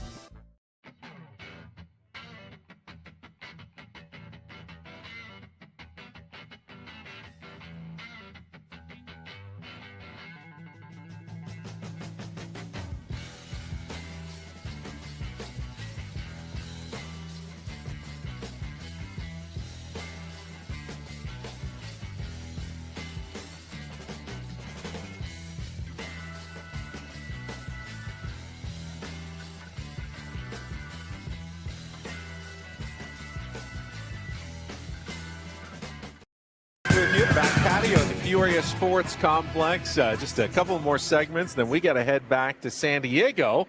But as promised, sitting down with us right now, a former Padre and now one of the analysts with MLB Network. Looking good, by the way. You got a hair and makeup team for MLB Network with you? Man, No, okay. Yonder Alonso's here. He wakes up. I wake up like this. Looking that good. Yonder Alonso joins us, man. It's good to see you again. Yeah, man. And always a pleasure to talk baseball with you. We talked a little bit before the show. So you came from where? Mariners camp? Mariners camp, yeah. And, such a good squad. Got so close last year. And we were talking to Greg Amsinger, and he goes, man, every camp I spent some time at, I let myself believe these guys could do something, if it all clicks. That's the beauty of baseball. Yeah, it is. And this is the time where everybody has hopes, right? Yeah. Everybody's positive. Everybody feels like they've got a squad. Everybody's pretty much healthy for the most part. Yeah. But yeah, I think the last week of spring training is where you really see where you're at, right? All the guys, you've made some cuts. You kind of know, okay, these are the 3 or 4 spots left on that roster to go into the big day. But yeah, I mean, this is so early in camp. Everybody's happy. Nobody's really gone 0 for 20 yet. Right. Nobody has a bad blowout where they go out and give up 10 runs. So it's all good. It's all good and gravy during this time of the year. Yonder, you're obviously part of the MLB Network family, like Jake Peavy, but also part of the San Diego Padres family. You spent more time with the Padres than any other team in your career, and then literally part of the Padres family. Of course, your brother-in-law is Manny Machado. How close of a connection do you feel with the organization at this point? I mean, very close, right? All we talk about is the roster, San Diego, what's the future looking like, what's the present like as well. I've been here for a long time, and obviously with Manny as well, so it feels like I'm still a part of it. It's funny. I go to other teams, and they know. There's no secret. They know that who I root for and who I love and who I support. But at the end of the day, I just love the game of baseball, and I love good baseball, right? And what happens on the field is what I love the most. But when you look at the people that have been around here, there's a lot of people that have been around here for 20, 25 years. Yeah. So how can you not love that? How can you not be close with that? And, when I got here, I was 21 years old. It wasn't like I was traded and I was 30, 28, 29 years old. I was 21 years old. And, I was here till I was 28, 27 years old. And, then went from there to other teams. But, yeah, this place is very special to my heart. Yeah, no doubt, man. And still beloved. People in our chat are so excited that you're joining us. And, Paulie and I have been to the last 8 fantasy camps that they do out here. And, I think it's a no-brainer to get you out there. You got to come out and see the skill, just the raw skill and ability from these fantasy I want to wear the uniform again. I want to put some cleats on. I want to compete with some of the guys. And, I think the best part, or the part that I miss the most, is obviously, the after stuff. Right. And the before stuff, hanging out with the boys, talking baseball, talking about the Padres, and just talking about all the old time stories and with all the great guys that are there. When you started your career with the Cincinnati Reds, they already had a first baseman who is now getting into the broadcasting business himself in Joey Votto. That's right. What are your thoughts on Joey joining your side of the profession now? I can't wait. He's the most interesting man on earth, but very bright, will be very prepared. The way I think, and I haven't talked to him about this, but the way he prepared for a baseball game was so cool, unique, and special that I learned so much from, that I'm expecting for him to do the same when it comes into broadcasting world. Yeah, I mean, what can you share with us about his preparation? Because we've interviewed him once. He was crazy. A lunatic. Yeah, it's crazy. He was in love with the process. He was a huge Kobe Bryant fan. Yep. He enjoyed whether it was drills off the tee, or flips, or batting practice, or defensive work, or how you wear your uniform and how you look and how do you present yourself to your teammates. How do you learn from the negative aspect of the game or the positive aspect? How do you grow from that? And I remember once I asked him, I was in spring training, it was my first spring training, and I asked him, he texted me, he goes, "What do you expect out of yourself this year?" And I said, "Well, I want to hit 25 home runs, and I want to drive in 90, and I want to hit 40 doubles, and I want to play 155 games." And he goes, "Scratch all that. How about be the best version of Yonder Alonso today? And then we'll see what happens tomorrow." And for me, like, at that moment, I was 20 years old, and I was like, why is he telling me that? Like, he should probably be a little bit more supportive and be like, yeah, go get your 25 home runs, go get your 100 RBIs. But now looking back, I'm like, that was the best answer he should have given me, is be the best version of yourself today, and we'll see what happens tomorrow. Today is, you're not going to hit 20 home runs today, but you can hit 1 or 2 today, and that's your best version of Yonder. Fernando Tatis Jr. said something similar when I asked him about his goals when he sat down today. Just, hey, like week by week, be the best version of me that I can be. And then the numbers will be out there at the end. Although I did want to ask you, if you had stayed in Cincinnati, Joey Votto had not been there. I always remembered you would go back to the Great American Ballpark and just terrorize them. Yeah. Like you'd have 3 home runs in a series back. You hit so well in that. You might have hit 60. I got a good story on that. So the late, obviously, Walt Jocketty, the GM there at the time, he when I got traded, I remember, he told me, we're trading you, and I'm so sorry, but we had to do this. We need a starter, blah blah blah. And I was bummed. Everybody, you fall in love with the first team that drafts you. There's no secret about that, right? And then the second team you fall in love with is the team that you're with the most. But for me, I felt like when I got drafted by Cincinnati, I was going to have a statue next to Pete Rose, I was going to have a statue next to Joe Morgan and Johnny Bench. That wasn't the case. But I did tell him when I got traded, just remember this then. You're trading me. When I play against you, I'm bringing everything I've got. It doesn't matter if it's May, June, July. And every time we would play the Reds, the last game of the that series, Castellini would always come by the clubhouse, shake my hand, and he always remembered that I told that to Walt because Walt shared that with him. That's amazing. And you were Babe Ruth in those series. Oh, yeah. I could never leave home without one. That's amazing. I would go there, and I knew I was going to hit at least 1 home run. All right? What's that like, man? What a feeling, man. No, your passion for the game, it comes through. And I do think, we need to make some calls, Paulie, on our end and get Yonder out here for sure. I think you really enjoy it. And you do get that I may chance. have already sent a text message on your behalf. All right, good. You do, but you get that locker room experience again in the coach's room and talking baseball and hearing all the stories. And I'm sure you've got millions of them to share. And you do such a great job on MLB Network, man. Appreciate we all love watching you.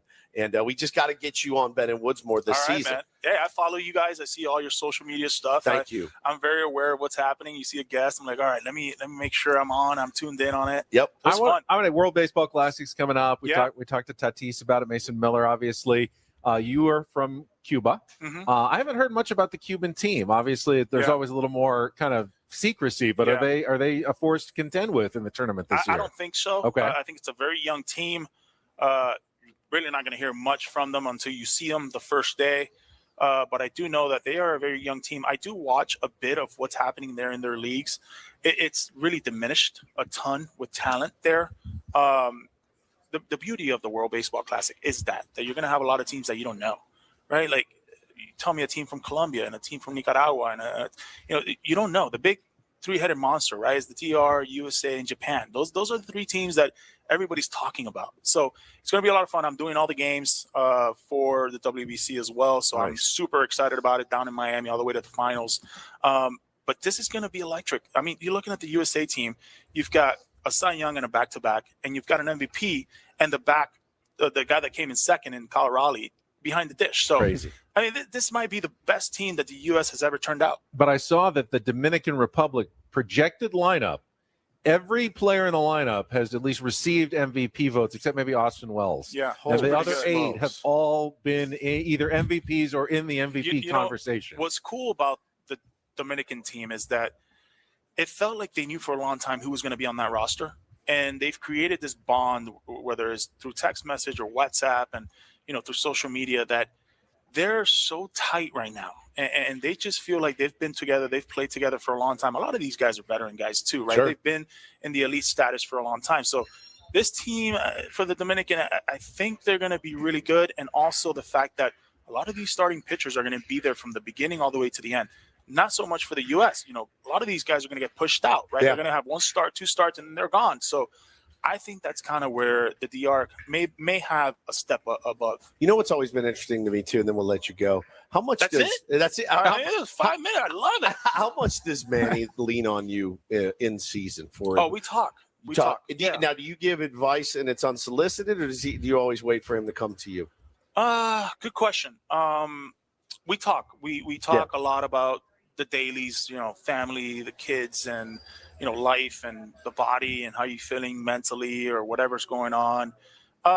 Mechanically, at times. I've known Manny since he was 16 years old. Right. So I know, like, okay, sometimes, I was always like the caretaker in the sense of I would always tell him, I don't want you to go through the wall. Let me help you because I've been through the wall. Maybe we can go around the wall. Yeah. And I can teach you how to go around the wall maybe. But there's times throughout a career that you may need to go through the wall. Got to do it. And for you to learn and get better and be better and be prepared for the days of October and the long days of August and September, which he's done fantastic with throughout his career, you may need to go through that to learn that process. So it's a give and take. You have to know how to get him going. There's got to be a why, and there's got to be a fact into everything that we talk about. And he's a guy that understands himself better than anybody. So he loves being in the lineup. I mean, he's got to be in the lineup, and you wonder like would he be better served being more selfish a little bit and going, I need to be ready for the late push in September, October. He won't do it, right? It's just not. That's not who he is. That's not in our whole family's DNA. Yeah. Right. We show up every single day. I mean, I always tell him when he goes through the bumps and bruises, I go 80% is better than whoever else is going out there. True. And 50%. I remember we rolled his ankle in Colorado, and I was in San Diego during that time, and he came in from that flight. I was like, "There's no, you're gonna miss about a month," and it was during that hot streak that the Padres were having, where they were winning pretty much every game. And he's like, I'm playing. I'm probably going to play in like 2 or 3 days. I was like, there's no way. But, you look at the stuff that nobody sees, and the way he takes care of himself, and, the family support he has, and, the team he has around him, and the team that's here in San Diego supporting him and making sure he's ready to go every single day at the field. And that's the special part of it. That's the stuff that, you don't see. You see like the 7 to 10. But you don't see wakes up at 9 a.m. and he's, all right, here we go. We got to get work done. We got to do this. We got to stretch. We got to, whatever is going on, the kinks, the this, the that. And then, balancing that with family and balancing that with, being a good teammate and being at the end of the day, he is a guy that a lot of people in the city of San Diego look up to and see. So he understands all that. That's why he needs to play every day, and he wants to play every day. And we've seen, what a great family guy he is, and now a dad. But I do have to ask, did you introduce him to your sister, or did they have to tell you later, like, by the way, Yonder, we're dating? Yeah. No, How so did that go? we were just, so he calls me, he's a junior in high school, and he calls me, he says, I want to train with you. And I was like, well, I'm a professional at this time. I'm training at the University of Miami. It's actually against NCAA rules to come and train with a professional, because that may alter your scholarships or things like that. Back Right? then, at least. Now, who knows? But back then, yes. Back then. I said, I'll tell you what. The day you get drafted, you can call me, and we'll train. So he gets drafted that same night. He calls me. I'm like, man, you're not out like enjoying yourself? No, I'm training tomorrow. So he starts training with me, and after a while we get close. We're like, come play, hang out. We used to like playing FIFA a lot, video games. Come play at the house FIFA and hang out. But then I saw, it was just like once a week turned into like 3 times a week, 4 times a week. And it was like, but my sister wasn't around. It wasn't like he was there when my sister was there. She was at school at the University of Miami. Right. But he would always hang out the whole day there until my sister would come, and then he would leave. Finally, after like about 2 months, my sister comes up to me and says, hey, I just want to let you know, I'm going on a date with Manny. I asked him to come on a date with me. And I was like, well, I need Manny to talk to me about it. So the next day, Manny he was always on time, but he would show up a minute before we had to go lift or train or run or whatever. This day, he showed up an hour before. I said, something's wrong. You're sick. You have a migraine. What's up? He gets on the bike, and he's like, hey, I just want to let you know that, I'm going to go on a date with your sister. And, obviously we had a chat, but I said at the end, well, it's really not up to me. You got to talk to my dad. So I'll leave it at it. All right? Have a good one. And we just left, and I left it on my dad. And then sure enough, he went over to the house, talked to my father, and my dad was all in. Obviously, had a nice, beautiful conversation. And from there on out, they've been together ever since. It's been amazing. Wow. It's amazing. Yeah. What a great story. Yeah. Yonder, really appreciate you sitting down with us. Man. Enjoy the rest of your spring training. Enjoy the WBC as well. And we will chat with you again during the season at some point. Your fantasy camp invite is on the way. All right. Next January. Feet to the fire, buddy. Let's go. Next January, Yonder Alonso. We will take a quick timeout. We'll come back. Our last segment, we'll hear what Craig Stammen had to say just a couple of minutes ago during his scrum, and more with Bennett Woods on San Diego's #1 sports station, 97.3 The Fan.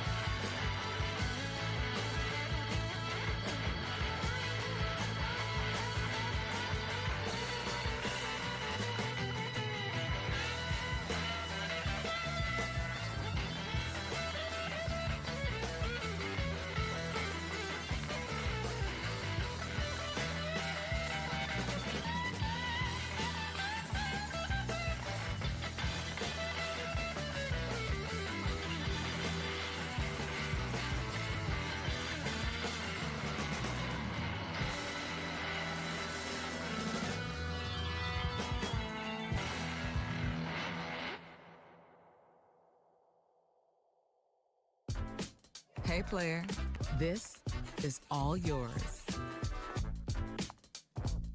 This room with this view. This speakeasy with this cocktail. Hey, could you make that too? This spa with this. Ah. And this pool on this roof. This is all for you. The all-new Hamul Casino Resort, now open.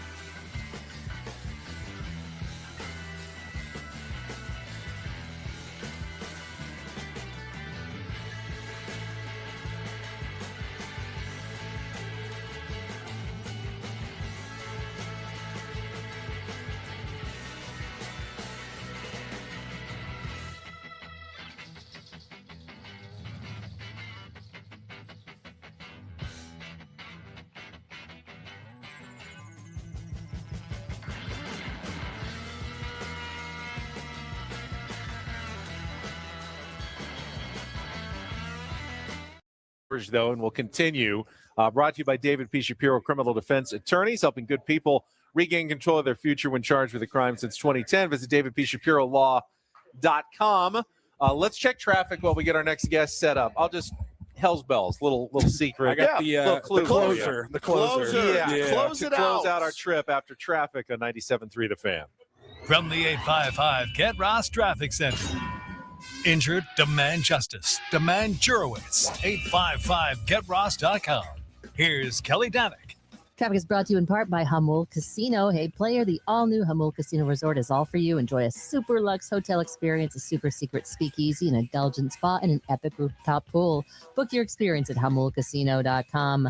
Things are starting to clear out on the road somewhat. We do have some defective traffic signals, though, might be causing a bit of confusion on the La Media off-ramp eastbound 905 and southbound 67 right before Woodside.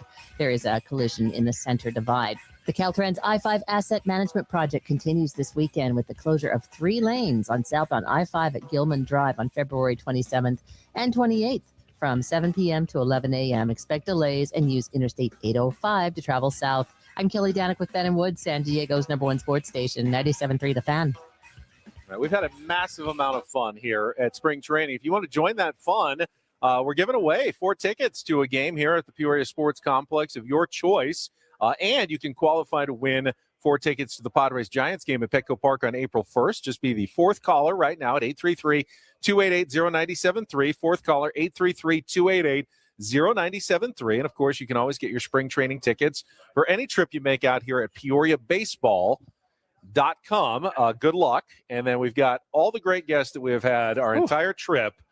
But we are going to close it out with the closer. And let's, Adam, if you would, play the music. Oh, there it is. Yes. That's how you close spring training, buddy.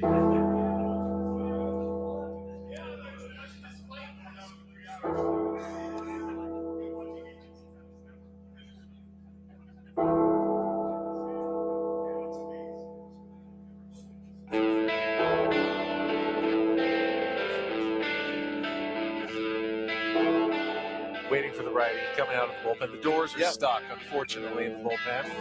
Trying to get them open. Yeah. Get some WD-40 on those things. He's going to trot out any second now. And he's going to join us here on 97.3. Any seconds. The right-hander The big tall We righty. need relief badly here. They're playing your song. And my when friend. you need a little relief, who better to call on than the Hall of Famer himself, number 51. Oh, look at it. Trevor You guys are really Hoffman. far into the There song. he I is. apologize. That's all right. Good morning. No one in San Diego really minds listening to as much of that song as possible. So Yeah. no worries. Trevor, it is good to see you as always. Great to see you guys, and I'm not seeing you at Chores right now. So, All right. So I needed to tell you, I All got right, some yeah. news to break. Yeah. I left Choose. Oh, Sorry, man. traitor. I did. Yeah, I needed more. More than they had to offer. Okay. You and your You're high maintenance. I am a bit of a diva, as you know, and it just they didn't have all the machines and stuff that I wanted. Be honest. You're just intimidated by his workout. No, I prowess. loved watching them work out, dude. These guys get Awesome. after it, dude. Those squat lunges and I'm like, bro, you guys, it's gnarly. Like to watch Hey, you guys work is We got to gnarly. keep up. We got to keep up. I know. So I joined a new gym by my house now. There's a hot tub there too, which is a big. I'm it's sure a that big- doesn't get a lot of use. It's a big man soup. It's a big part of it.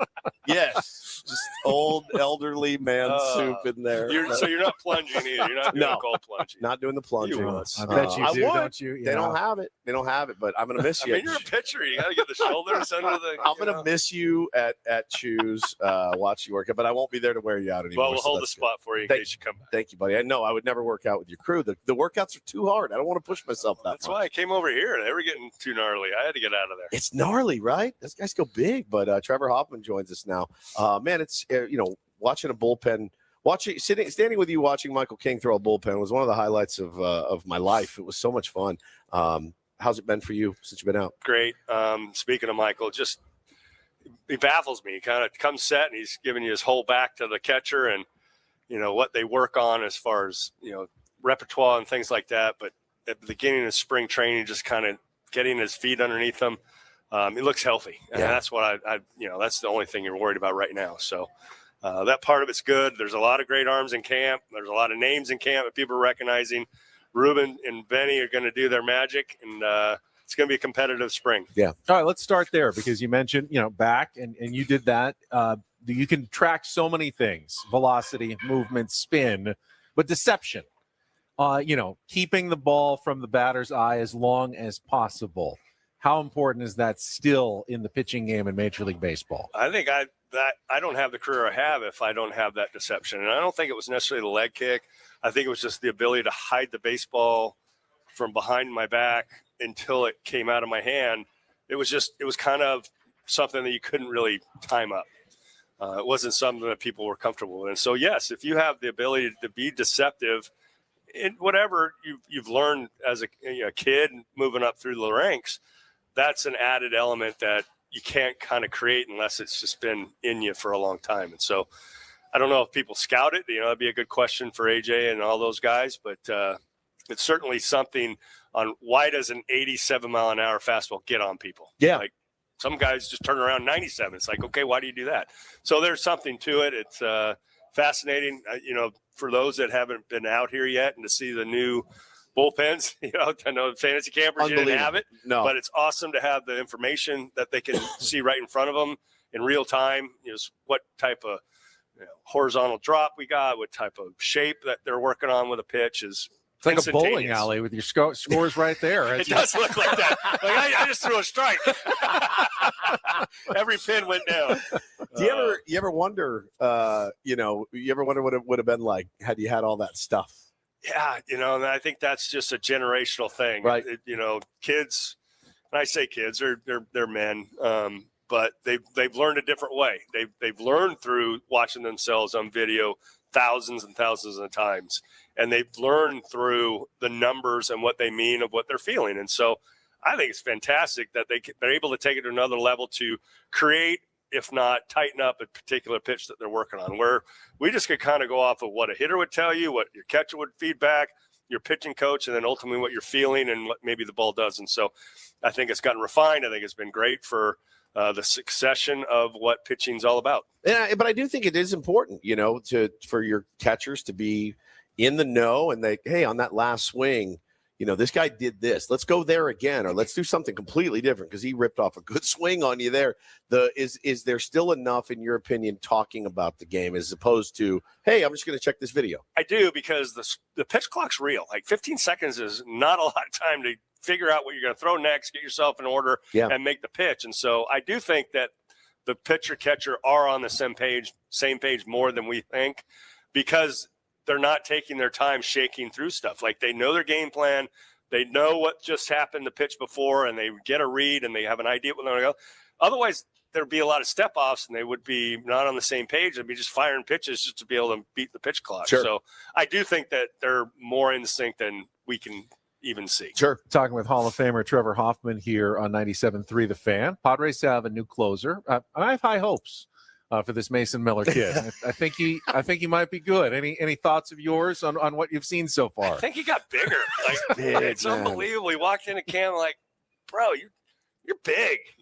You're bigger than you were last year, and it's just dude. I don't know if it's aura as well, but man, what a sweetheart of a kid, and has worked his tail off to be ready for the WBC, be ready for this year's team. Handled himself unbelievably last year with Robert being the incumbent. How can I help? How can I be deployed to be the most effective? Saw him in the postseason just rip it. My God. Super excited too. I hope he is what he is, as you're saying. But man, he's all that, and he's probably the top arm back end of the pen in the game right now. We're going to get a chance to see him. Who else have you enjoyed watching out here? You had a chance to probably see a bunch of them. Yeah, I have. McKenzie has been a pleasant surprise, and you can't get caught up in JP Sears, can't get caught up in some of the outings early. Arizona's funny, man. Sky's stuff isn't quite as sharp as it will be at sea level. Sure. Like, you're going to get different action. And so you've pitched here in Sure. the fantasy camp. I get lit up here. It's like, That's why the did that excuse. thing not go where it's supposed to? It doesn't spin. But these guys have come into great shape. I've heard a lot about McKenzie and, just his height and extension and just tilt. I'm excited about those two guys. I've seen Walker a few times throw, and just a pro. It's wild. Speaking of leg kicks, right? I mean, obviously we're sitting with one of the best of all time, and then to go see Walker Buehler, he's got that thing too. You're like, that's Walker Buehler right there. I remember. And I like seeing him in a Padres uniform. Oh, I'd much rather see him in the brown and gold, certainly. But yeah, he's kind of got that dog in him too, like that competitor. Yeah. And speaking of dogs, Joe and Nick, I mean, they're going at it in bullpens and, simulated games, trying to create energy so that they're competing at a level that they expect, so they can see what their stuff's doing. So the arms, knock on wood everywhere, but pleasantly surprised right now in spring. Did you ever think you'd live to see the day, a bullpen guy as the manager of the team? How about that?